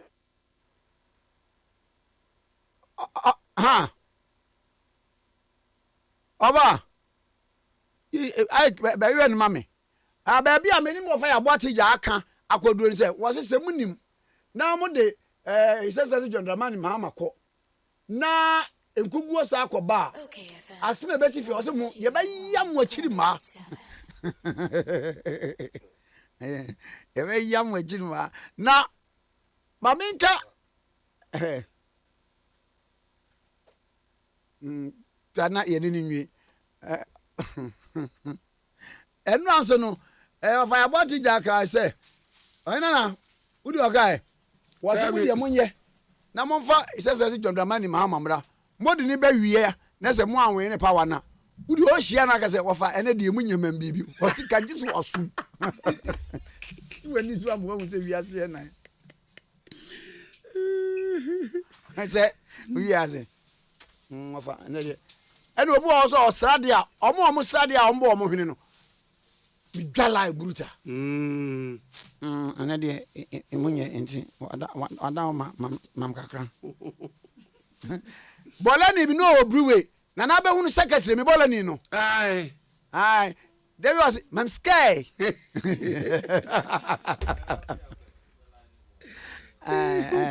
Man Sky. Eddie, what for Saba? Over. Yes. What is that? One when you and woman in the corner was up with Dim Kugua. As my best if you're by young Crawford Chilima. Kwame, you're not crying in the boat. Aye, what did I mention? You're not. I make I am not crying at the elbow. Because when you are a corner, I'm up for near break. I say to me. Na ye juma eso me so Ghana for any and then a medical can say it do baby nipa niema na ya yentia wasintia then can you make a such any yetia can you say do baby I pray and it you know maybe an America and say iguso ye jaya boy etwa ye ne from for no ekasa na ne e de woman say branch for ni na to baby amuguso original for constituency for and national for the donor a cafe among us. Maybe there be a mecca master say, near they say, Yana, you who was running, yes, Anna Yana at the elbow from here, Rebecca. I go boy, I don't know, Menenda. Bibia is in a Trabanoa. Yebisibiano. They have said up a market fee. They have any over. What for? Yes. Swapping him because the way you say it's excellency qua almost budget so the way so we see party executives national any idea we almost can ya mun so san wi na eja obi awie mam obi ayren obi awie mam obi omu wi am ezo mo ha o wi mu o bu ko to kwase ya onyamba hwoto eni meti aka no na ai mo bi a we ko to na obu no kwase ya ayo chama general esedun ketia wase kira momra na bibia nyira bibia nko chew ene na America mi anga ze milio ewo kwase na me wo anga me pio na no yeso anaka ja se nem kan me ben na machine koto aka te ko jo mi panyi na ka sa na edu be bia ma susu ma wa no nyede Mate. Wafanya mami nyao na ai. Yo, kama yesu me dance bebre. Eti angrafo nyina me fi wache. Na Kumasi na ekosai. Yes, enkrofo na omo Mahama na according to one of the papers. Ewia, omo yedede mama Mahama anajo. Nu omo yedede mama. Ene paper no ba ko. Wo fa mama. There's other dia. Ene me am yogo se John Eka is a fear delegate. Fear delegate but edu baby so message na wo dey ma omo no. It means say bi ni ma dwe. You say ye kai sem ni wi a Kwame. Ya na e wata di na uti sem bonin ya. Eba ne comments a omo ma na kire ya. Yes party no enye se ne a na tie ni pie. Sakraye de baba. Sakraye baba. Mati. Any offer medase. Okay, 101.7 swini. Mo offer ya boatin jam. Ena ye ne no atwe nkomo no former national organizer of the na mami kwati we envenfri o mesa ba mo nche medase. Yi. President ani ko ndo ofu.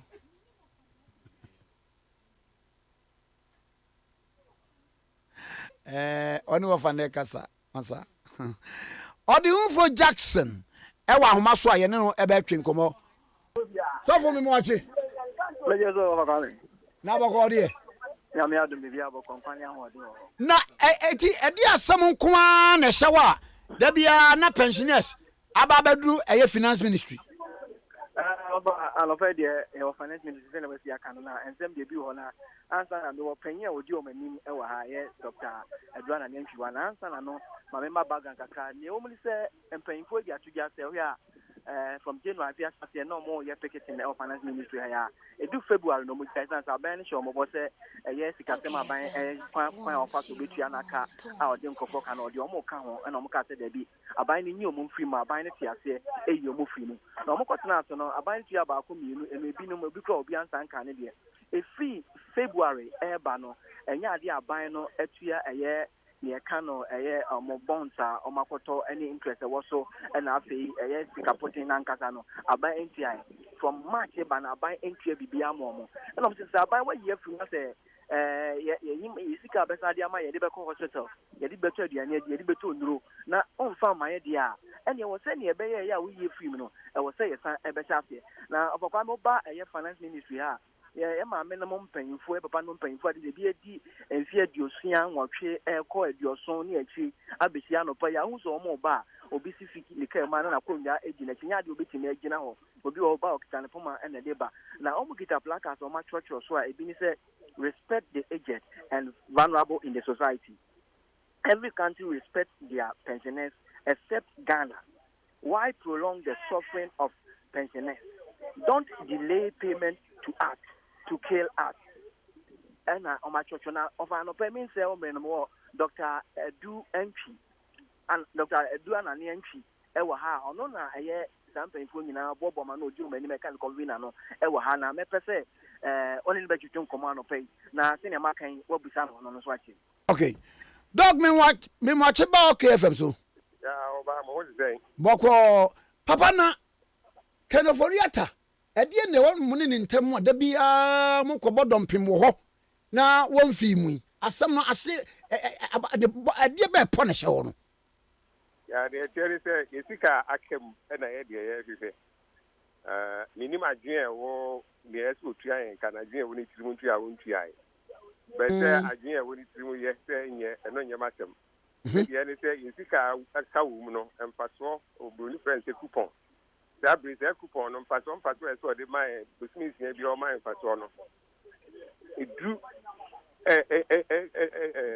dunkron and what I want to 19 coupons so the man now between between here the man every March I have a no 19 and as to Chiama again 19 no wo ha nipa be 1 million na wo de ba ko ma o nipa be 2 million adi ne tos minimum o nipa ni enim but ba ko do enkron ene sika potin so a ye de abo aban besia o bi se o ko po aban besia ni o be kan se mi de ma o ntie num the amount 9, the amount 3 million.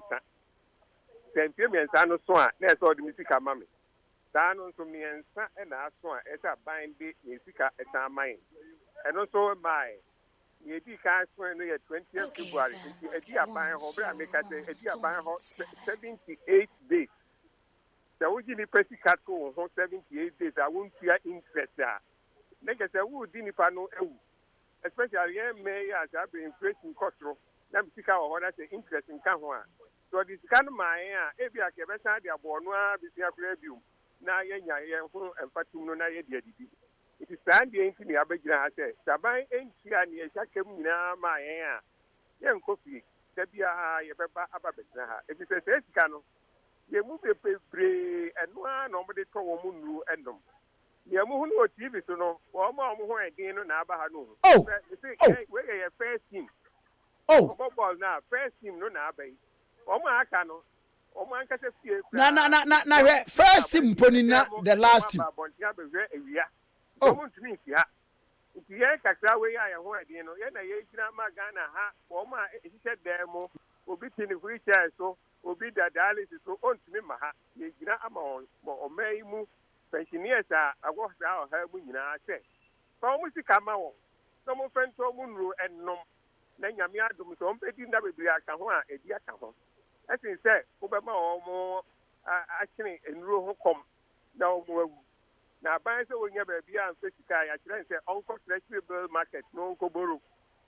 Kawaho, no family, and corporate, one hour we hear you over the Tomundo and Far and Tomudunum. What Flexible Market was, a buying quantity piano ho.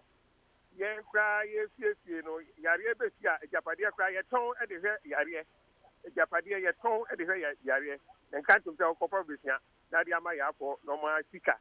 The actual one has near NTV. Uncle Bobby, or Treasury Bill, yes, Cabno, SAR, the end year baby, Nanaka and say, in the party we are, who's been found a man come you.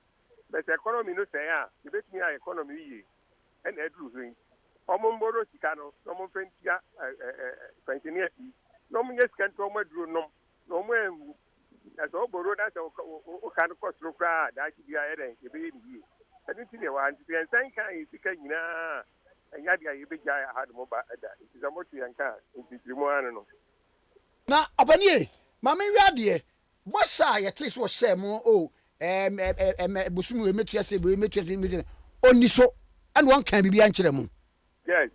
On our hand, you open no here, Dana by all yang. On one qua, then you be yano. Now, what they are mine, I don't know if you can. If you actually have a category, I think you're a human.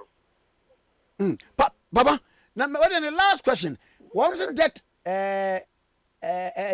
restructuring exercise? You know, World Bank, I can't say. We are sick about Tana, Yakoji say, Kamumu de say no, one restructuring. It means it be an way, be to the entrance.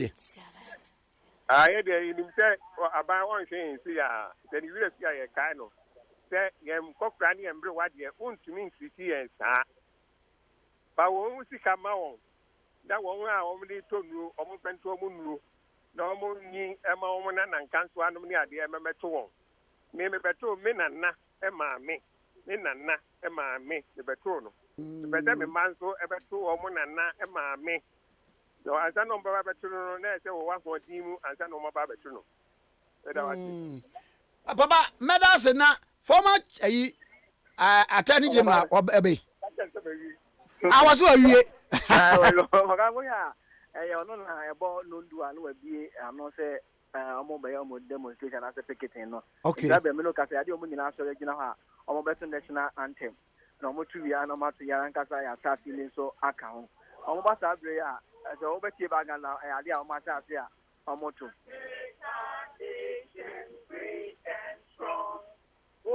To defend forever the cause of freedom and of right. Fill our hearts with true humility. Make us cherish fearless honesty and help us to resist oppressors who with all our will and might forevermore.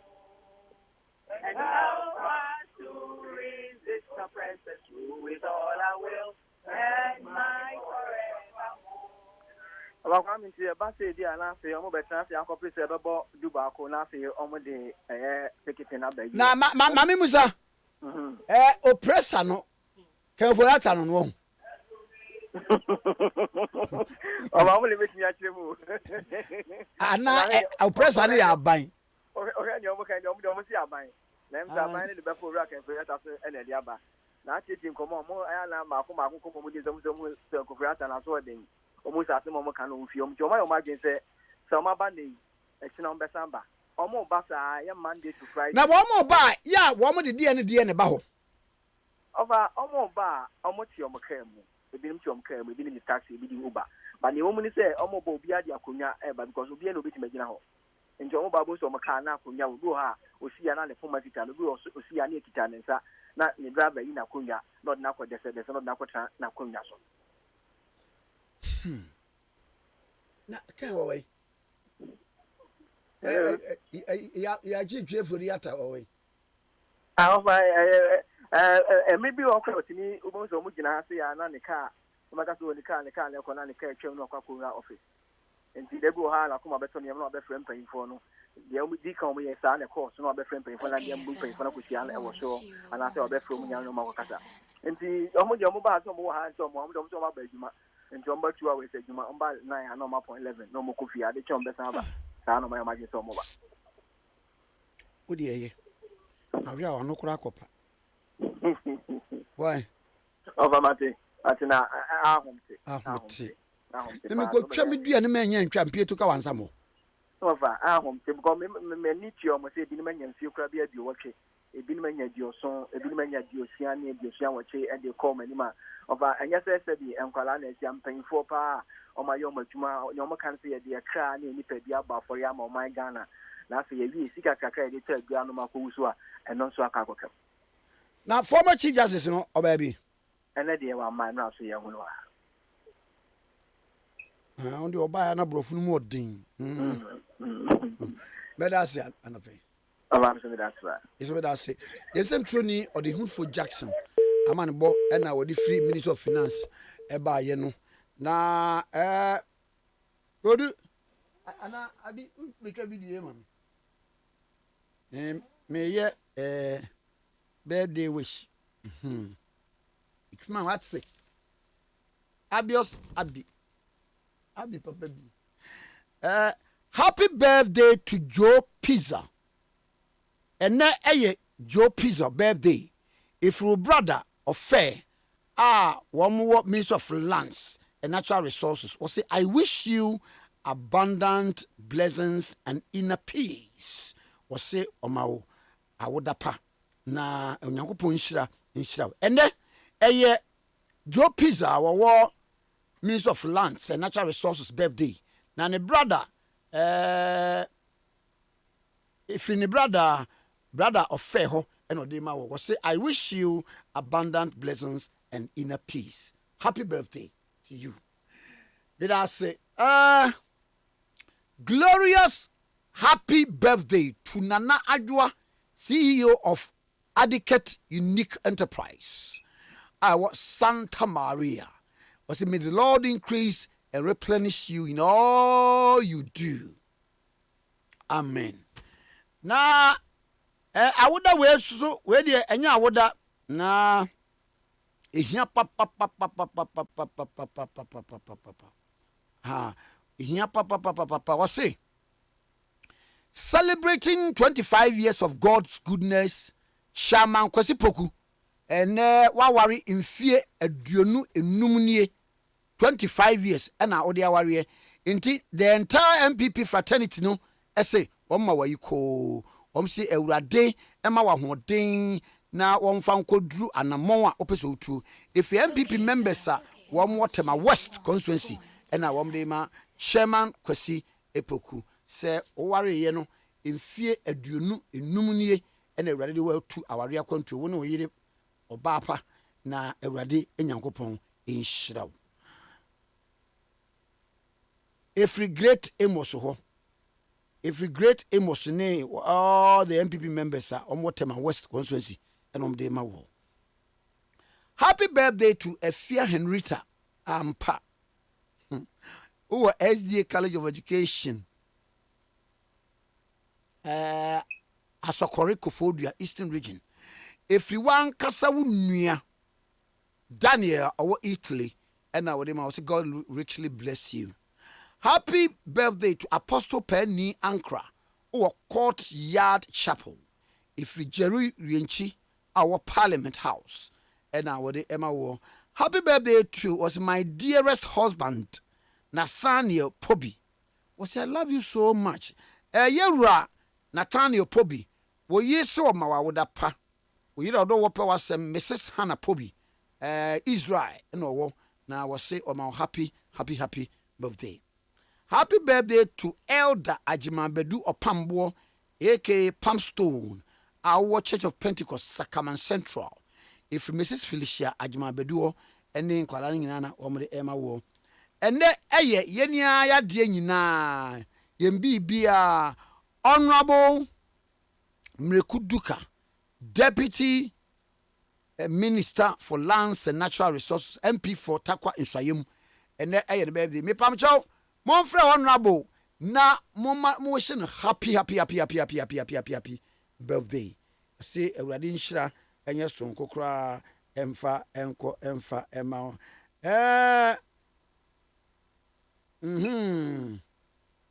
Say Ewradi nshira enkoso na emfa ema pa. Ena minua madam fo me bibia owo owo land ya brichimem na en maso obisa me what Kwame shinola krofo medaso ho akwache wo komisa ye bo a ho na sport na na o de fe shinola wow ofa Jonathan Sons ho na say the who sani akọ adisemu akọfro bepo no akọ ashtan no aha shinola na we left wo no baby as say om dey Bolga station no shinola na we left wo no nti eno so eno no na me sore so na echina kromo ha wonam lord kwan no a emu media na fu enchenche ya fu ball guha ade ne ye traffic light dudu anu anya djuma ochina yanimu wo bi ka papa enimu wo bi ka na azi yanimu wo bi ka eti ye pom me pamcho aso royal hotel fo so ye chia mo so nkokra mo badwuma okay fam no so mutie na ba cho kodi holiday na bibia nsoso a tumirika ka ho na ekoho eho e kama pa ekofo dua kwadum si region ha udu latte gas wona obefa left se o pe baabi ajiwani o pe baabi akoye conference bi o pe baabi ada weekend bi a eye Abso Royal Hotel na wahwe nso enen so Apostle John Adu eja papa Rock of Bethel Prayer Ministry bacho asore wo ho anopɛ sɛ de meka ne no Rock of Bethel Prayer Ministry asore wo ho Apostle John Adu eja papa ewo wager we see that company limited ne chiri na asore no ewo me bacho kai ka ho sɛ Friday all night Apostle John Adu Rock of Bethel Prayer Ministry